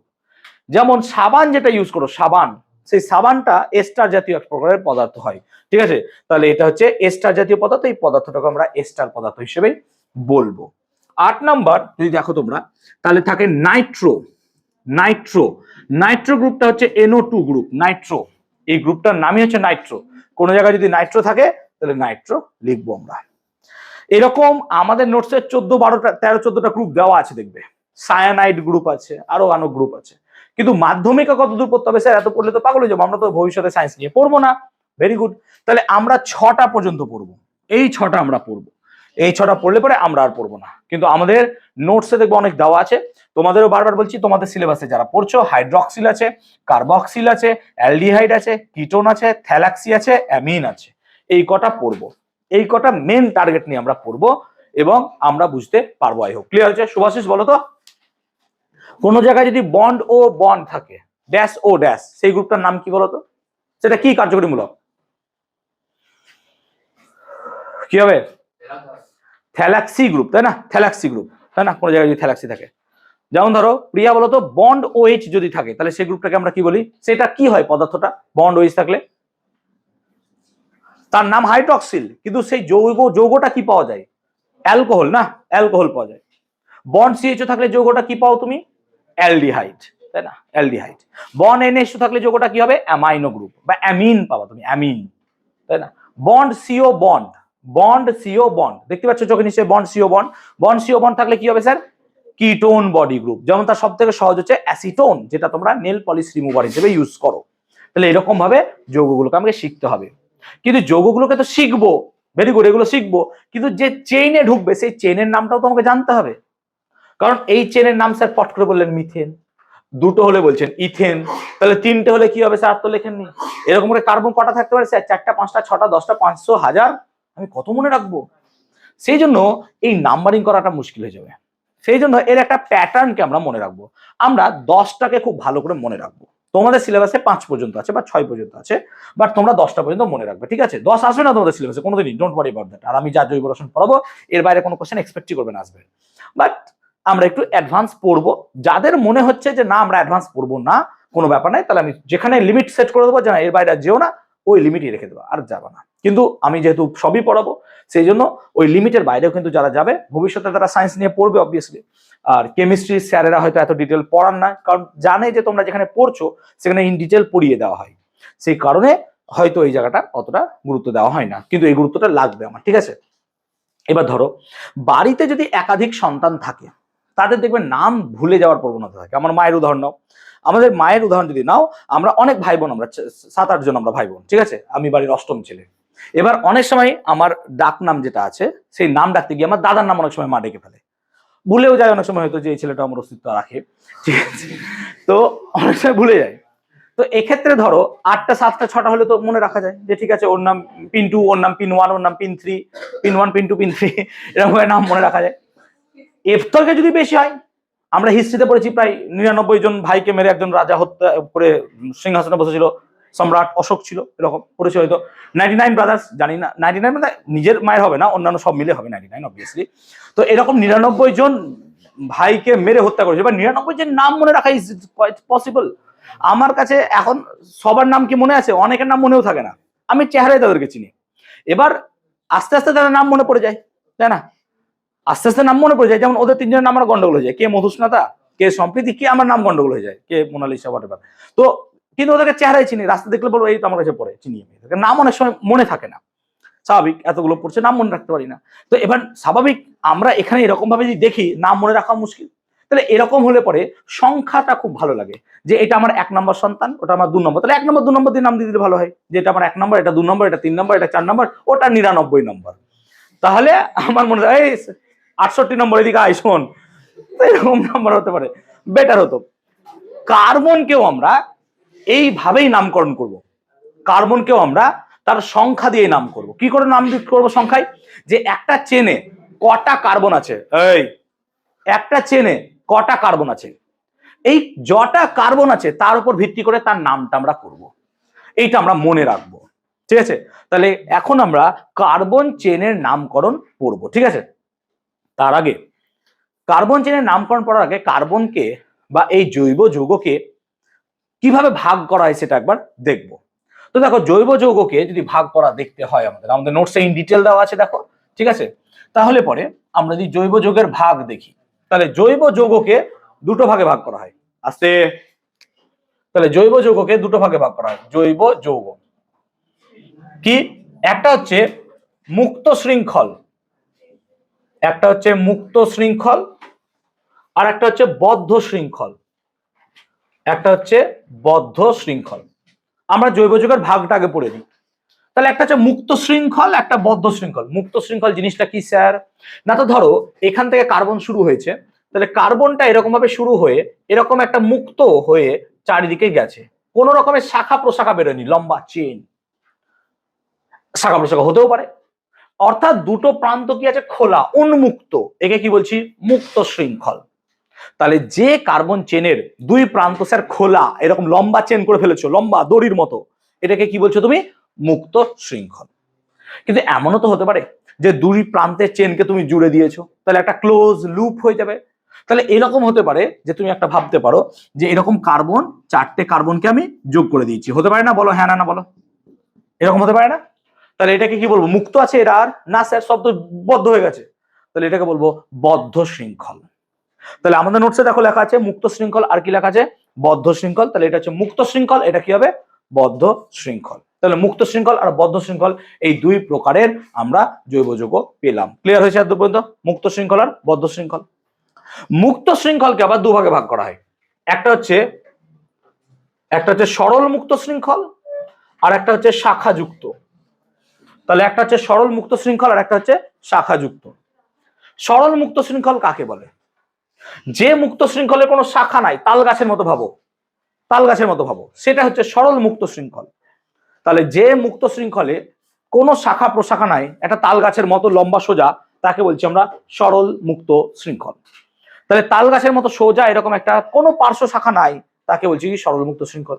কিন্তু আমি যদি এখানে একটা পার্শ্ব শাখা দিয়ে দিই, দেখো তাহলে বুঝতে পারছো এটা একটা শাখা প্রশাখা যুক্ত হয়ে যাচ্ছে নাকি, তাহলে এটাকে বলবো শাখা যুক্ত কি অবভিয়াসলি মুক্ত শৃঙ্খল।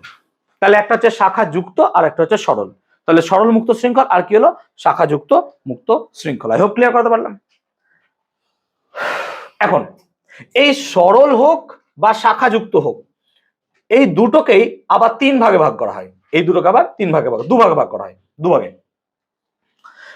তাহলে সরল আর শাখাযুক্ত এই দুটোকেই আমরা ভাগ করছি দুভাগে, একটা হচ্ছে সম্পৃক্ত আর একটা হচ্ছে অসম্পৃক্ত, একটা হচ্ছে সম্পৃক্ত আর একটা হচ্ছে অসম্পৃক্ত। তাহলে একটা হচ্ছে সম্পৃক্ত আর একটা হচ্ছে অসম্পৃক্ত। সম্পৃক্ত জৈব যৌগ কাকে বলে? যে জৈব যৌগে কেবলমাত্র এক বন্ধন থাকে, শুধুমাত্র এক বন্ধন থাকবে, তাকেই বলবো আমরা সম্পৃক্ত জৈব যৌগ। তাহলে যে জৈব যৌগের মধ্যে শুধুমাত্র এক বন্ধন থাকবে তাকে আমরা বলবো কি সম্পৃক্ত জৈব যৌগ। এইরকম সম্পৃক্ত জৈব যৌগ যেখানে শুধুমাত্র এক বন্ধন থাকে তাকে আমরা বলবো কি, তাকে আমরা বলবো হচ্ছে অ্যালকেন। তাকে কি বলবো আমরা? অ্যালকেন। মাথায় রাখবি অ্যালকেন। তাহলে যে জৈব যৌগের মধ্যে শুধুমাত্র এক বন্ধন আছে কিন্তু তারা কি হবে মুক্ত শৃঙ্খল, লিখে তাকে কি হবে মুক্ত শৃঙ্খল, তাদেরকে কি বলছি অ্যালকেন। অ্যালকেন। আবার যে জৈব যৌগের মধ্যে দ্বিবন্ধন অথবা ত্রিবন্ধন থাকবে, দ্বিবন্ধন অথবা ত্রিবন্ধন থাকবে, তাদেরকে বলছি অসম্পৃক্ত জৈব যৌগ। তাহলে যেখানে শুধুমাত্র এক বন্ধন আছে তাকে কি বলছি সম্পৃক্ত, আর যেখানে দ্বিবন্ধন বা ত্রিবন্ধন আছে তাকে কি বলছি অসম্পৃক্ত। তাহলে অসম্পৃক্ত জৈব যৌগের মধ্যে কার্বন কার্বন দ্বিবন্ধনও থাকতে পারে, আবার কার্বন কার্বন কিও থাকতে পারে ত্রিবন্ধনও থাকতে পারে। আর সম্পৃক্ত জৈব যৌগের মধ্যে শুধুমাত্র কার্বন কার্বন কি থাকবে এক বন্ধন থাকবে, এক বন্ধন থাকবে। এই যে অসম্পৃক্ত জৈব যৌগ পেয়েছো যেখানে শুধুমাত্র দ্বিবন্ধন থাকবে, শুধুমাত্র কার্বন কার্বন দ্বিবন্ধন থাকবে, তাকে আমরা বলবো কি অ্যালকিন। তাকে কি বলবো আমরা অ্যালকিন, তাকে বলবো আমরা অ্যালকিন। তাহলে যে জৈব যৌগের মধ্যে কার্বন কার্বন শুধুমাত্র দ্বিবন্ধন আছে, শুধুমাত্র দ্বিবন্ধন বা একটা মাত্র মিনিমাম দ্বিবন্ধন আছে, মিনিমাম একটা কি আছে দ্বিবন্ধন, তাকে বলছি আমরা অসম্পৃক্ত এবং তার নাম হচ্ছে কি অ্যালকিন। আর যে জৈব যৌগের মধ্যে কার্বন কার্বন চেনে মিনিমাম একটা ত্রিবন্ধন আছে, মিনিমাম একটা ত্রিবন্ধন আছে, তাকে কি বলবো আমরা অ্যালকাইন। তাকে কি বলবো আমরা অ্যালকাইন। তাহলে আমরা এখনো পর্যন্ত পেলাম অ্যালকেন, অ্যালকিন, অ্যালকাইন। অ্যালকেনে কার্বন কার্বন কি বন্ধন হয় এক বন্ধন, অ্যালকেন অ্যালকেনে হয় এক বন্ধন, অ্যালকিনে কি হয় দ্বিবন্ধন, অ্যালকাইনে কি হয় ত্রিবন্ধন। তাহলে অ্যালকেন হবে কার্বন কার্বন সিঙ্গেল বন্ড বা এক বন্ধন, অ্যালকিন হবে কার্বন কার্বন ডাবল বন্ড বা দ্বিবন্ধন, আর অ্যালকাইন কি হবে কার্বন কার্বন ত্রিবন্ধন। আমি কি এতদূর পর্যন্ত ক্লিয়ার করাতে পেরেছি? তাহলে অ্যালকেনে হবে এক বন্ধন, অ্যালকিনে কি হবে আর অ্যালকাইনে ক্লিয়ার হয়েছে, ক্লিয়ার হয়েছে, বুঝতে পেরেছি এতদূর পর্যন্ত। এবার বদ্ধ শৃঙ্খলকে দুভাগে ভাগ করা হয়, বদ্ধ শৃঙ্খলকে দুভাগে ভাগ করা হয়, একটা হচ্ছে হেটারোসাইক্লিক আর একটা হচ্ছে হোমোসাইক্লিক। তাহলে বদ্ধ শৃঙ্খলকে দুভাগে ভাগ করা হয়, একটা হচ্ছে হেটারোসাইক্লিক জৈব যৌগ আর একটা হচ্ছে হোমোসাইক্লিক জৈব যৌগ। সাইক্লিক মানে কি সাইকেল, সাইকেল মানে কি চক্র, তাহলে সাইক্লিক মানে বুঝতে পারছো এরকম হবে। হেটারোসাইক্লিক কাকে বলে? যে বদ্ধ শৃঙ্খল যৌগে শুধুমাত্র কার্বন হাইড্রোজেন বাদেও অক্সিজেন নাইট্রোজেন ফসফরাস অন্য মৌল ঢুকে যাবে তখন তাকে বলবো হেটারো। আর যেখানে শুধুমাত্র কার্বন আর কি থাকবে হাইড্রোজেন তাকে কি বলবো হোমো। এরকম ভাবে ভাবতে পারো, ঠিক আছে। এবার হেটারো সাইক্লিক যৌগকে আবার দুভাগে ভাগ করা হয়, ঠিক আছে। হেটারো অ্যালিসাইক্লিক জৈব যৌগ, ঠিক আছে, আর একটা হচ্ছে হেটারো অ্যারোমেটিক যৌগ। এখানেও হোমোকে আবার দুভাগে ভাগ করা হয়, ঠিক আছে, হোমোকে। তাহলে হোমোকে দুভাগে ভাগ করা হয়, হোমোটাই লিখছি আমি, ঠিক আছে। একটা হয় অ্যারোমেটিক যৌগ আর একটা হচ্ছে নন অ্যারোমেটিক যৌগ। আমি এই দুটোকে নিয়ে একটু আলোচনা করব। একটা হচ্ছে অ্যারোমেটিক আর একটা হচ্ছে নন অ্যারোমেটিক। তোদের নোটসে অন্য নাম থাকতে পারে, এটাকে নন অ্যারোমেটিকও বলা হয়। হ্যাঁ, নন অ্যারোমেটিক। অ্যারোমেটিকটা কি? অ্যারোমেটিক মানে হচ্ছে অ্যারোমা, অ্যারোমান মানে হচ্ছে সুগন্ধ। যে জৈব যৌগ থেকে সুগন্ধ পাওয়া যায় তারা হচ্ছে অ্যারোমেটিক জৈব যৌগ। কিন্তু এই নামটা যথার্থ নয়। কেন বলছি যথার্থ নয়? কারণ কি এই জৈব যৌগের মধ্যে এমন অনেক পদার্থ আছে যেগুলো থেকে সুগন্ধ বেরোয় কিন্তু তারা অ্যারোমেটিক জৈব যৌগ হয় না। এরকম অনেক সুগন্ধিযুক্ত পদার্থ পাওয়া যায় যেগুলো অ্যারোমেটিক যৌগ হয় না। তাই অ্যারোম্যাটিক জৈব যৌগ মানেই শুধুমাত্র যেখান থেকে সুগন্ধ পাবো তা নয়। অ্যারোম্যাটিক জৈব যৌগ হতে গেলে একটা বিশেষ পদার্থের বা একটা বিশেষ আকৃতির উপস্থিতি থাকাটা বাঞ্ছনীয়। সেই উপস্থিতিটা কেমন না, তো সেই উপস্থিতিটার জন্য আমাকে একটা জৈব যৌগ আঁকতে হবে। আমরা যদি অ্যাসিটিলিনকে উত্তপ্ত করি তো দেখা যায় অ্যাসিটিলিনকে উত্তপ্ত করলে এই অ্যাসিটিলিনের কার্বনগুলো পরস্পর যুক্ত হয়ে যায়, দিয়ে একটা বিশেষ স্ট্রাকচার তৈরি করে। কেমন স্ট্রাকচার? একটা ষড়ভুজাকার নেয়, একটা ষড়ভুজের মতো স্ট্রাকচার তৈরি করে, ঠিক আছে? তার প্রত্যেকটা কোণাতে একটা করে কার্বন থাকে, প্রত্যেকটা কোণায় একটা করে কার্বন থাকে। আর কোনো একটা কার্বন কার্বন যদি সিঙ্গেল বন্ড হয়, এদিকে শুনবে, হ্যাঁ, কোনো একটা কার্বন কার্বন যদি সিঙ্গেল বন্ড হয়, পরেরটাই কিন্তু কার্বন কার্বন ডাবল বন্ড হবে। আবার পরেরটা যদি সিঙ্গেল হয়, পরেরটা কি হবে? ডাবল। আবার পরেরটা সিঙ্গেল হলে পরেরটা কি হবে? ডাবল। অর্থাৎ alternative single bond double bond নিয়ে একটা এরকম ষড়ভুজ আকারের যৌগ তৈরি হয়। এবং এক্ষেত্রে তুমি লক্ষ্য করতে পারছো একটা কার্বনের কটা হাত থাকে? 4টে। এখানে কটা হাত আছে? দুটো, দেখতে পাচ্ছ?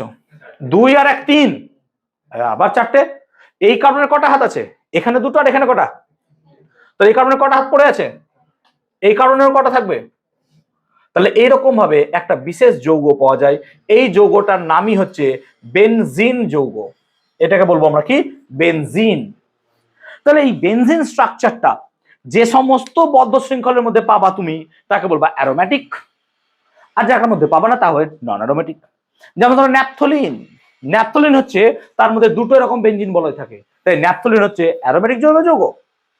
কিন্তু তোমরা পড়েছো পিউরান, পিউরিন বা পিরিডিন, এইরকম পদার্থ, এইগুলো পদার্থ কখনোই বেনজিন বলয় দিয়ে তৈরি হয় না, সেজন্য এগুলো কি হবে? নন অ্যারোম্যাটিক জৈব যৌগ। তাহলে আমাদের নোটসে দেখো ডিটেল স্ট্রাকচার দিয়ে দেওয়া আছে বেনজিনের। এবার বেনজিনকে সেটা এইভাবে কি আঁকলে তো পাগল হয়ে যাবে, এত এত করে আঁকলে পরে না। বেনজিনকে আমরা এইভাবে আঁকি না, বেনজিনকে আমরা বরং এইভাবে আঁকি। কেমন না, তো এরকম একটা ষড়ভুজ এঁকে দিলাম, হয়ে গেল বেনজিন। কি করে? স্যার এই জায়গাটায় কার্বন আছে, দেখুন এই জায়গাতেও কার্বন, তাহলে এই কোণাগুলো সব কার্বন স্যার। আর একটা করে ডাবল, এটা সিঙ্গেল, এটা ডাবল, এটা সিঙ্গেল, এটা ডাবল, এটা সিঙ্গেল, এটা ডাবল, এই স্যার বেনজিন হয়ে গেল। স্যার হাইড্রোজেন আঁকলে না? আরে বাবা তুমি ধরে নাও এখানে হাইড্রোজেন আছেই। কেন? এখানে যে একটা কার্বন বসিয়ে দাও, কটা হাত কার্বনের আছে? স্যার 3টে, তাহলে একটা হাইড্রোজেনও যুক্ত আছে। আবার ভবিষ্যতে পড়বে এইভাবেও বেনজিনকে আঁকা যায় না, এটাও কঠিন হয়ে যায় বেনজিন আঁকা। বেনজিন আঁকাটা আরো সহজ করে দেওয়া হয় যদি বেনজিনটাকে এইরকম করা হয়। এটা হয় ডিলোকালাইজেশন অফ ইলেকট্রন, তোমরা ভবিষ্যতে পড়বে ডিলোকালাইজেশন অফ ইলেকট্রনস। তাহলে এইটা হচ্ছে আমাদের বেনজিন। তাহলে সহজ ভাবে বলতে গেলে স্যার এইটা হচ্ছে সুন্দর একটা স্ট্রাকচার বেনজিনের, এইটা হচ্ছে বেনজিন। এবার বেনজিনের কতগুলো ডেরিভেটিভস যদি দেখি, বেনজিন থেকে কি কি পাওয়া যায়, তাহলে প্রথমত এই জিনিসটা কোনো জায়গায় আছে মানে সেটা হচ্ছে বেনজিন, হ্যাঁ না বলো? কোনো জায়গায় থাকলো মানে বেনজিন। আর বেনজিনের মাথায় যদি OH দিয়ে দাও, বেনজিনের মাথায় যদি OH দিয়ে দাও, রুদ্র প্রতাপ দে, OH মানে কোন group? Hydrogen. Very good, you are a very good boy. Tanushka, OH মানে কি? হাইড্রক্সিল, এবং OH থাকলো মানে সেটা কি হয়ে যায়? অ্যালকোহল। কিন্তু এই বেনজিনের সাথে OH থাকলে সেটা অ্যালকোহলের মতো কাজ করে না। এটা অ্যালকোহলই, কিন্তু এটা অনেকটা অ্যাসিডের মতো কাজ করে, এবং এই অ্যাসিডটা সাপ মারতে কাজে লাগে। জানিস কি নামের? Carbolic acid. এবং এটাকে আমরা ফেনল বলবো। এটাকে কি বলবো? ফেনল। কিন্তু এটা কার্বলিক অ্যাসিড, সাপ মারতে কাজে লাগে। এবার সাপ মারতে যে অ্যাসিডটা কাজে লাগাস কার্বলিক অ্যাসিড, সেখান থেকে দিবে একটা সেন্ট বেরোয়, ইয়েস অর নো? অ্যারোমেটিক যৌগ। বুঝতে পারলাম ব্যাপারটা? এরকমই একটা যৌগ তোরা পড়েছিস, প্লিজ কন্টিনিউ করো। এরকম একটা যৌগ তোরা পড়বি ভবিষ্যতে, এটার নাম হচ্ছে CH3, এর নাম হচ্ছে টলুইন। আমার নোটসে দেখো উল্টো পাল্টা হয়ে গেছে, এইটা ফেনল এটা টলুইন, কারেকশন করে নিও, নাহলে পরীক্ষায় ভুল লিখবা। এটা টলুইন এটা ফেনল, তাহলে টলুইন এটা ফেনল। যেমন ধরো এরকম একটা যৌগ যদি থাকে, এটার নাম হচ্ছে নাইট্রোবেনজিন। এর নাম হচ্ছে কি? নাইট্রোবেনজিন। এর নাম হচ্ছে নাইট্রোবেনজিন। এর নাম কি হচ্ছে? নাইট্রোবেনজিন। যেমন ধরো আমি যদি কোনো এক জায়গায় শুধুমাত্র ক্লোরিন লিখে দিই, এটার নাম হচ্ছে ক্লোরোবেনজিন। এর নাম হচ্ছে ক্লোরোবেনজিন। তাহলে কোনো জায়গায় যদি আমি ক্লোরিন লিখে দিই বেনজিনের সাথে, তাহলে এটার নাম কি হবে? এটা ক্লোরোবেনজিন। তাহলে বেনজিনের ডেরিভেটিভ দেখো, ফেনল লিখলাম, টলুইন লিখলাম, নাইট্রোবেনজিন। তোমরা একটা ফেমাস পদার্থ পড়েছো যেটা বিস্ফোরক পদার্থ হিসেবে ইউজ হয়, কি নাম বলো তো তার? ট্রাই নাইট্রোটলুইন, মনে পড়ছে? TNT। তাহলে তোমরা TNT পড়েছো, দেখে নাও TNT কেমন স্ট্রাকচার। তাই দেখো এই হচ্ছে বেনজিন। আচ্ছা বেনজিনের মাঝে যদি CH3 ভরে দিই, এর নাম কি হবে? টলুইন। আর 3টে নাইট্রোজেন দিয়ে দাও, একটা নাইট্রো, একটা নাইট্রো, একটা নাইট্রো। এই হচ্ছে টিএনটির স্ট্রাকচার। তাহলে ট্রাই নাইট্রোটলুইন দেখতে ঠিক এরকম লাগবে, টিএনটি মানুষের মতো লাগছে, দেখো 2 হাত 2 পা এরকম টাইপ আনসার। তো এই হলো বেনজিন ডেরিভেটিভ, দুর্ভাগ্যক্রমে আউট অফ সিলেবাস। ঠিক আছে, তো দুর্ভাগ্যক্রমে আউট অফ সিলেবাস মোটামুটি আমাদের নেই বেনজিনস ক্লাস 10-এ, এবং 11 এটার উপর বোধহয় 2-3টে চ্যাপ্টার আছে। ঠিক আছে, তো আমি বেসিক টুকু দেখো আইডিয়া পেয়ে যাবে তোমরা। অ্যাটলিস্ট 11-12 স্যার যদি বেনজিন বলে চোখের জন্য ভাসে এগুলো, যে যারা 11 সায়েন্স নিয়ে পড়বে যে হ্যাঁ স্যার এইগুলো করিয়েছিল বেনজিন কোনো এক সময়। ক্লিয়ার হয়েছে? তো এই হলো আমাদের গল্প। তাহলে আমরা বেনজিন যাদের মধ্যে থাকবে তারা হচ্ছে কি অ্যারোমেটিক যৌগ, যাদের মধ্যে বেনজিন পাবা না তারা হচ্ছে কি নন অ্যারোমেটিক যৌগ। ক্লিয়ার হয়েছে? অ্যারোমেটিক অ্যান্ড নন অ্যারোমেটিকের মধ্যে পার্থক্য। তাহলে আমরা জৈব যৌগের শ্রেণী বিভাগটা এখানে করলাম। Back to our previous topic, নামকরণ নিয়ে পড়ছিলাম, 99টা ভাইয়ের নাম নিয়ে আলোচনা করছিলাম। তাহলে এখানেও আমরা কার্বন শৃঙ্খলের নাম শুনবো নাকি, কার্বন শৃঙ্খল কি করে নামকরণ করা হয়। তো আমরা এখানে মোটামুটি 10টা শিখবো। 10টার বেশি অনেক হয়, 20-50 যত ইচ্ছা শিখতে পারো তুমি, কিন্তু অত কাজে লাগে না, কারণ রিপিট হয়ে যায় আমাদের। ঠিক আছে, সেই জন্য অত আমরা কাজে লাগাবো না। ঠিক আছে, অত আমরা কাজে লাগাবো না। তো আমরা জৈব যৌগের এখন নামকরণটা শিখবো। চলো নামকরণটা শিখি জৈব যৌগের। দেখো একটু মন দিয়ে শিখবে, হ্যাঁ প্লিজ, আস্তে প্লিজ মন দেবে। হ্যাঁ, এই জায়গাটা হচ্ছে সব থেকে গুরুত্বপূর্ণ জায়গা। আগের গুলো সব গুরুত্ব ছিল, এটা কিন্তু ডবল স্টার ট্রিপল স্টার গুরুত্বপূর্ণ, এটার গুরুত্বই আলাদা। তাহলে আমরা কি বললাম?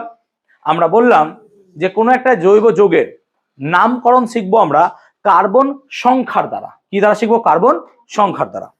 এখন কার্বন সংখ্যাকে তাহলে আমরা ডিনোট করব। তাহলে প্রথমে আমরা লিখছি কার্বন সংখ্যা। কটা কার্বন হবে? কার্বন সংখ্যা, কার্বন সংখ্যা হতে পারে কার্বন সংখ্যা।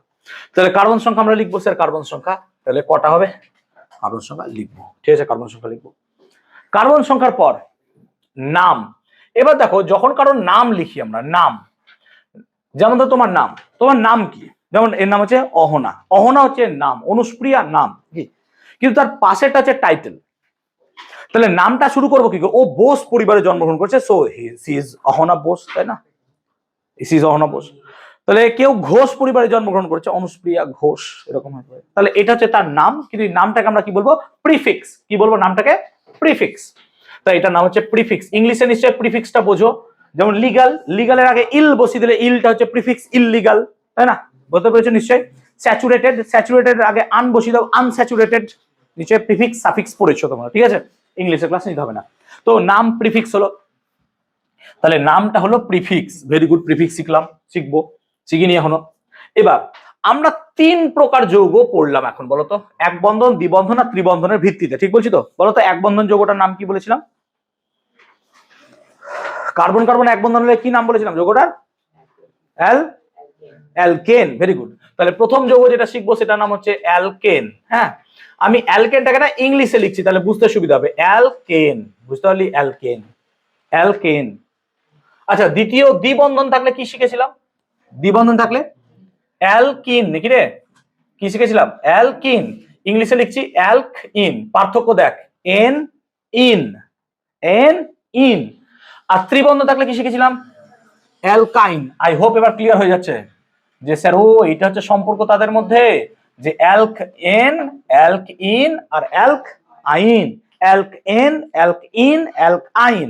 গো ওয়েন গান যেমন পড়েছো, এন ইন আইন, কেমিস্ট্রিতে এটাই পড়তে হবে। গো ওয়েন্ট গান, এন ইন আইন। বুঝতে পারলাম ব্যাপারটা? এন ইন আইন। ঠিক আছে, এন ইন আইন। ক্লিয়ার? এন ইন আইন, ওকে ক্লিয়ার? এন ইন আইন, ওকে। এবার দেখো, তাহলে অ্যালকেন মানে কার্বন কার্বন কত বন্ধন হবে বেটা? এক বন্ধন। অ্যালকিন মানে কার্বন কার্বন ক বন্ধন হবে? দ্বিবন্ধন। আর অ্যালকাইন মানে কার্বন কার্বন ক বন্ধন? তাহলে এক বন্ধন, দ্বিবন্ধন, ত্রিবন্ধন, এক বন্ধন, দ্বিবন্ধন, ত্রিবন্ধন। তাহলে কার্বন সংখ্যা যদি আমরা দেখি তাহলে এক বন্ধন। এবার দেখো কার্বন সংখ্যা যদি 1 হয়, কার্বন 1 মানে একটা চেন আঁকবো যেখানে কার্বন থাকবে কটা? একটা। একটার বেশি কার্বন থাকবে না, আমরা রেস্ট্রিক্ট করছি যে এমন একটা চেন যেখানে শুধু কার্বন একটা থাকবে, এরকম নাম কি হবে? আমি কি কনসেপ্টটা বোঝাতে পারছি? এমন একটা চেন যেখানে শুধু কার্বন কটা থাকবে? একটা। চল আঁক তাহলে। আচ্ছা তুই বল, যদি একটা কার্বন থাকে, স্যার এই তো খতম নাকি রে? এইটাই হবে, তার বেশি তো কিছু হবে না। একটা চেন, তার মধ্যে কার্বন কটা আছে? এইটাই তো স্যার। তাহলে তার নামের আগে বসবে কি? মিথ। কি বসবে? METH myth. সেই জন্য এই পুরো হাইড্রোজেন দিয়ে ভর্তি করে দিলে এটাকে কি বলতিস তোরা? কি বলতিস? মিথ। কি বলতিস? মিথ এন, এই এন। তাহলে এই যে অ্যালক জিনিসটা দেখছো, এই অ্যালকটা হচ্ছে প্রিফিক্স, সেই জন্য এটা কি হয়ে যেত? মিথ, একটা ভেঙে লিখছি প্লাস এন দিয়ে কি হয়ে যেত বেটা? মিথেন। বিলিভ মি, এই ক্লাস যদি মিস করে যাও বা যদি কেউ ক্লাস না দেখে টেনে, তো এই ক্লাস আর কেউ কোনো রিপিট পাবে না। না তোমাদের 11 স্যার এরকম ভাবে রিপিট করাবে যেভাবে আমি পড়াচ্ছি, যত ডাউন টু আর্থ আমি পড়াচ্ছি, একদম গ্রাউন্ড লেভেলে মাটিতে শুয়ে পড়াচ্ছি, এইরকম ভাবে কেউ পড়াবে না। ভালো করে বোঝো, মিথ প্লাস এন কি হয়ে গেল? মিথেন। বুঝতে পারলাম? এবার তারপরটা কি হবে স্যার? মিথ ইন, আর কি হবে? মিথ আইন। ঠিক তো? কেন? অ্যালক মানেই তো মিথ। কিন্তু যদি আমি এখানে মিথিন লিখে দিই না, তাহলে সংসার আমাকে জীবনে ক্ষমা করবে না, কেমিস্ট্রিও ক্ষমা করবে না, এই দুটোর অস্তিত্বই নাই। স্যার কেন অস্তিত্ব নাই? এরা কি করলো? Double bond. অ্যালকিন মানে কি? Double bond. আর অ্যালকাইন মানে কি? Triple bond. ডাবল বন্ড হতে গেলে কার্বন কটা লাগবে রে? মিনিমাম কার্বন কটা লাগবে? যদি কার্বনের সাথে আমি ডবল বন্ড করতে যাই, কটা মিনিমাম কার্বন লাগবে? কিন্তু কার্বন আছে কটা? তাই কি কোনোদিন সম্ভব হবে? সেজন্য মিথিন বা মিথাইনের কোনো অস্তিত্ব নাই। তাই আমি যদি পরীক্ষা কোনোদিন কোশ্চেন দিই, তোদের স্কুল দেবে না, চিন্তা করিস না, যে মিথিন আর মিথাইনের কেন অস্তিত্ব নাই। বিকজ মিথিন মিথাইন হবে না এই কারণে স্যার, কারণ মিথেন বা মিথেনে কার্বন সংখ্যা কত হবে? 1। কিন্তু মিনিমাম দুটো কার্বনের সহযোগিতাতেই double bond triple bond create করা যায়। তাই ইন বা আইন এই দুটো তৈরি করতে গেলে আমাকে মিনিমাম কটা কার্বন লাগবে? দুটো। কিন্তু কার্বন আছে কটা? তাই মিথিন বা মিথাইনের অস্তিত্ব নাই। আমি কি ক্লিয়ার করতে পেরেছি সবাইকে? আমি ক্লিয়ার টু অল? ক্লিয়ার করতে পেরেছি বেটা? ওকে, তাহলে মিথেনের কনসেপ্টটা বুঝতে পারলাম। চলো, দুটো কার্বন থাকলে একে বলা হয় ইথ। দুটো কার্বন থাকলে একে বলবো কি? ইথ। দুটো কার্বন থাকলে হবে ইথ। ক্লিয়ার? ইথ। তাহলে দুটো কার্বন থাকলে ইথ মানে দেখো, তাহলে দুটো কার্বন যদি ইথ থাকে, তাহলে দুটো কার্বন আগে আঁকো। কার্বন কার্বন আঁকলাম। এবার কার্বন কার্বন ইথ। এবার প্রথমে স্যার অ্যালকেন হলে কি হবে? অ্যালকেন হলে কি হবে? কি হবে অ্যালকেন হলে? মিথেন। আরে ইথ আছে তো, তাহলে কি হবে? ইথেন হবে না? ইথেন। তাহলে ইথেন যখন আঁকবো, অ্যালকেন অ্যালকেন অ্যালকেন, এন মানে কত বন্ধন হয়? Single bond. তাহলে কার্বন কার্বন কি হবে? বুঝতে পারলাম? তাহলে এই কার্বনের কটা হাত পড়ে থাকবে? এই কার্বনের কটা পড়ে থাকবে? বাকিগুলো কি দিয়ে ভর্তি করে দিলাম? তাহলে এর নাম কি হয়? ইথেন। একটু আগে কি আমি এটা লিখেছিলাম? হ্যাঁ না বলতো? CH3 bond CH3। তাহলে CH3 বন্ড CH3 বা C2H6 এইটাই হচ্ছে আমার ইথেন। C2H6 এটা হচ্ছে আমার কি? ইথেন। ক্লিয়ার হয়েছে এত পর্যন্ত? এত পর্যন্ত ক্লিয়ার হয়েছে? নেক্সট, অ্যালকেন তো হলো, বল ইথিন কি পসিবল হবে? হ্যাঁ না বল? হবে। কেন? কার্বন কার্বন ডবল বন্ড হবে। তাহলে স্যার ইথিন যদি আঁকতে হয়, তাহলে কার্বন কার্বন কি বন্ড দেবো? তাহলে এটার নামই হয়ে যাবে স্যার ইথিন। হ্যাঁ না বল? হবে না? হবে না? তাহলে কার্বন কার্বন ডবল বন্ড আঁকলে এই কার্বনের কটা হাত পড়ে থাকবে? এই কার্বনের। বাকিগুলো কি দিয়ে দিব? বল এটাকে কি আমি একটু আগে ইথিন এঁকেছিলাম কোন এক সময়? তাহলে এর নাম কি লিখবো? CH2। কেন CH2 লিখলাম স্যার? দেখো CH2, তারপর কি দিব? ডবল বন্ড, তারপর কি আছে? এই হবে না? হবে না বলো? এবং এটাকে কি আমি এইভাবে লিখতে পারবো? C2H4। হ্যাঁ না বল দেখতো? তাহলে ইথিন হবে কি? C2H4। ইথিন কি হবে? C2H4। তারপর যদি আমাকে ইথাইন আঁকতে হয়, তাহলে কার্বন কার্বন কত বন্ধন দেবো? হ্যাঁ না বল? আর এর হাইড্রোজেন কটা পড়ে থাকবে? এর হাইড্রোজেন কটা পড়ে থাকবে? তাহলে এইটাই দিয়ে দিলে আমার কি হয়ে গেল? ইথাইন। তাহলে এটাকে কি আমি এইভাবে লিখবো? CH ট্রিপল বন্ড CH, এবং এটাকে এইভাবে লিখবো C2H2। হ্যাঁ না বল? তাহলে এর নাম হলো ইথাইন, এবং এটা কি হবে? C2H2। বল কার বুঝতে অসুবিধা? কার বুঝতে অসুবিধা বল? এনিওয়ান? কার ডাউট আছে? কারো ডাউট আছে? কারো ডাউট? চলো 3 দেখো, যদি কোনো একটা কার্বন যৌগে 3টে কার্বন থাকে, তখন তার নামের আগে যুক্ত হয় প্রোপ। কি যুক্ত হয়? PROP, prop. তাহলে বলো, প্রোপ যদি আঁকতে হয়, তাহলে প্রোপের ক্ষেত্রে এক্ষেত্রে কি নাম লিখবো? প্রোপ এন, এটা কি লিখবো? প্রোপ ইন, এটা কি লিখবো? প্রোপাইন। তাহলে বোঝাতে পারলাম, প্রোপেন, প্রোপিন, প্রোপাইন। ক্লিয়ার হয়েছে এতদূর পর্যন্ত? বলবে আমাকে। চলো প্রোপেনটা আঁকি আগে। প্রোপেনটা আঁকি। দেখো, যদি আমাকে প্রোপেন আঁকতে হয় তাহলে প্রোপ, প্রোপ মানে কটা কার্বন বেটা? প্রোপ মানে কটা কার্বন? তিনটে। তাহলে কি করবি প্রথমে? কি করবি প্রথমে? কটা কার্বন আঁকবি? তিনটে। আর সবার মধ্যে সিঙ্গেল বন্ড দেবো। কেন? এন আছে নাকি রে? এন আছে, এন। এন মানে কি হবে? সেটা সিঙ্গেল বন্ড। এটাকে সারনেম ভাবতে পারো, যেটা এখনই বলছিলাম, এন, ইন, আইন, ঘোষ, সাহা, অন্য কিছু, তাই না? এরকম কিছু ভাবতে পারো। তাহলে এন পরিবারের সদস্য, এন পরিবারের সদস্য মানে কি? Single bond. ইন পরিবারের সদস্য, ইন পরিবারের সদস্য মানে কি হবে? Double bond. আর আইন মানে কি হবে? Triple bond. এবার তাহলে যেহেতু আমি প্রোপেন আছি, প্রোপ মানে কি? প্রোপ মানে কটা কার্বন? প্রোপ মানে কটা কার্বন? তিনটে। আর এন আছে বলে কি দিয়ে দিলাম? Single bond. এন আছে বলে কি বন্ড দিয়ে দিলাম? এবার বাকিগুলো কি দিয়ে ভর্তি করব? হাত দিয়ে। তাহলে এই কার্বনে কটা হাত আছে? এই কার্বনে কটা? এই কার্বনের, বাস হয়ে গেল। এবার বাকিগুলো হাইড্রোজেন ভরে দাও, বাস তোমার প্রোপেন রেডি। বুঝতে পারলাম ব্যাপারটা? Propane ready. ক্লিয়ার? এটাকে কি আমি এইভাবে লিখতে পারবো? দেখো তো একবার, CH3 CH2 CH3, বলো হ্যাঁ না না? আচ্ছা, এটাকে কি এভাবে লিখতে পারবো? C3H8, হবে না? হবে না? তাহলে এইটা হচ্ছে প্রোপেনের সংকেত, C3H8। ক্লিয়ার? এক কাজ করো, এইটাকে যদি আমি এইভাবে লিখি, ভালো কথা, এটাকে এইভাবে যদি লিখি CnH2n+2, তাহলে n এর মান যদি 2 বসাই, তাহলে এইটাকে তুমি n ভাবো, এটাকে তুমি n ভাবো। তাহলে n এর মান যদি 1 বসানো হয় তাহলে কি হবে? মিথেন। হ্যাঁ না না বল? তাহলে n এর মান যদি 1 বসাও তাহলে কত হবে? C1H2+2, তাহলে কত হবে? CH4। দেখো তো CnH2n+2 তে n এর মান 1 হলে কি আসছে? মিথেন। হ্যাঁ না না বল? আচ্ছা, n এর মান যদি 2 বসাস কি হবে বলতো? C2H2 × 2 + 2, কত হবে? C2H6। দেখো তো ইথেনকে বোঝাচ্ছে কিনা? সিমিলারলি n এর মান যদি 3 বসাস কি হবে? C3H2 × 3 + 2, কত হবে? C3H8। দেখো এটা প্রোপেনকে বোঝাচ্ছে কিনা? তাহলে এই CnH2n+2টাকে এদের সাধারণ সংকেত কি বলা যেতে পারে? কেন সাধারণ সংকেত? কারণ এর দ্বারা n এর মান 1 2 3 4 যাই বসাও তোমার এই যৌগটা চলে আসবে। হ্যাঁ না না বল? সেই জন্য CnH2n+2 হচ্ছে অ্যালকেনের সাধারণ সংকেত। তাই CnH2n+2 এটা হচ্ছে অ্যালকেনের সাধারণ সংকেত। কেন? কারণ CnH2n+2 দ্বারা আমরা কি করতে পারছি? যে কোনো অ্যালকেন যৌগের সংকেতটাকে লিখতে পারছি। দেখো n এর ভ্যালু 1 বসালে কি হয় লিখে দিয়েছি, n এর ভ্যালু 2 হলে কত হচ্ছে, n এর ভ্যালু 3 হলে কত হচ্ছে, ইত্যাদি ইত্যাদি।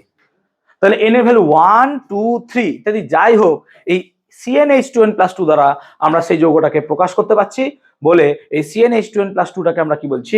তার সাধারণ সংকেত। আমি কি ক্লিয়ার করতে পেরেছি? ওকে। এবার কি আঁকবো? প্রোপিন নাকি রে? এবার কি আঁকবো? প্রোপিন। তাহলে প্রোপ মানে কটা কার্বন? তিনটে। তো তিনটে কার্বন আঁকো। আর ইন আছে স্যার, তাহলে ইন কি স্যার 2 জায়গায় দুটো দিয়ে দিব? না। দেওয়া কি যায় না? যায়। আমরা যে কোনো একটা জায়গায় দিয়ে মিনিমামটা শিখবো, মিনিমাম একটা দেবো। মিনিমাম একটা দিলে সেটা প্রোপিন হয়ে যাবে, দুটো দিলে তো বেশি প্রোপিন হয়ে যাবে। তো মিনিমাম একটা দিলে পরে সেটা প্রোপিন হয়ে যাবে। মানে মাথায় রাখবো কি, যে মিনিমাম একটা ডাবল বন্ড থাকলে সেটা কি হয়ে যায়? ইন, মানে অ্যালকিন। আর মিনিমাম একটা ট্রিপল বন্ড থাকলে সেটা কি হয়ে যাবে? অ্যালকাইন। তাহলে এখানে একটা ডাবল বন্ড দিয়ে আমি শিখছি এখন। দুটো দেওয়া যায় না? হ্যাঁ যায়। তাহলে এই কারণে কটা হাত পড়ে থাকবে? তিনটে। এই কারণে অহনা বলো তো কটা হাত থাকবে? বলো, ঠিক করে বলো, কটা? একটা। এই কার্বনের তিনটে। এই তো দুটো চলে গেছে, তাহলে দুটো। এই হাত ভুল মানে বাস ভুল। তাহলে 2 হাত 1 হবে না, 4 হাত 2 হয়ে যাবে নাকি? ওকে। তাহলে এবার বাকিগুলো কি দিয়ে ভর্তি করে দেবো? হাইড্রোজেন দিয়ে। তাহলে hydrogen hydrogen hydrogen hydrogen hydrogen hydrogen. চলো, তাহলে কত হবে? CH3 হবে না? হবে না বলো? তারপর কি লিখবো? বন্ড CH, তারপর কি লিখবো? Double bond CH2। এটা কি আমি এভাবে লিখতে পারবো? দেখো C3H6 হবে না? হবে না? দেখ এটা অনেক সময় এরকম লাগছে দেখতে, CnH2n। হ্যাঁ না না বলতো? N2n। সেই জন্য এইটা হচ্ছে অ্যালকিনের সাধারণ সংকেত, CnH2n। তাহলে অ্যালকিনের সাধারণ সংকেতের নাম কি হবে? CnH2n। মাথায় থাকবে অ্যালকিনের সাধারণ সংকেত কি হবে? CnH2n।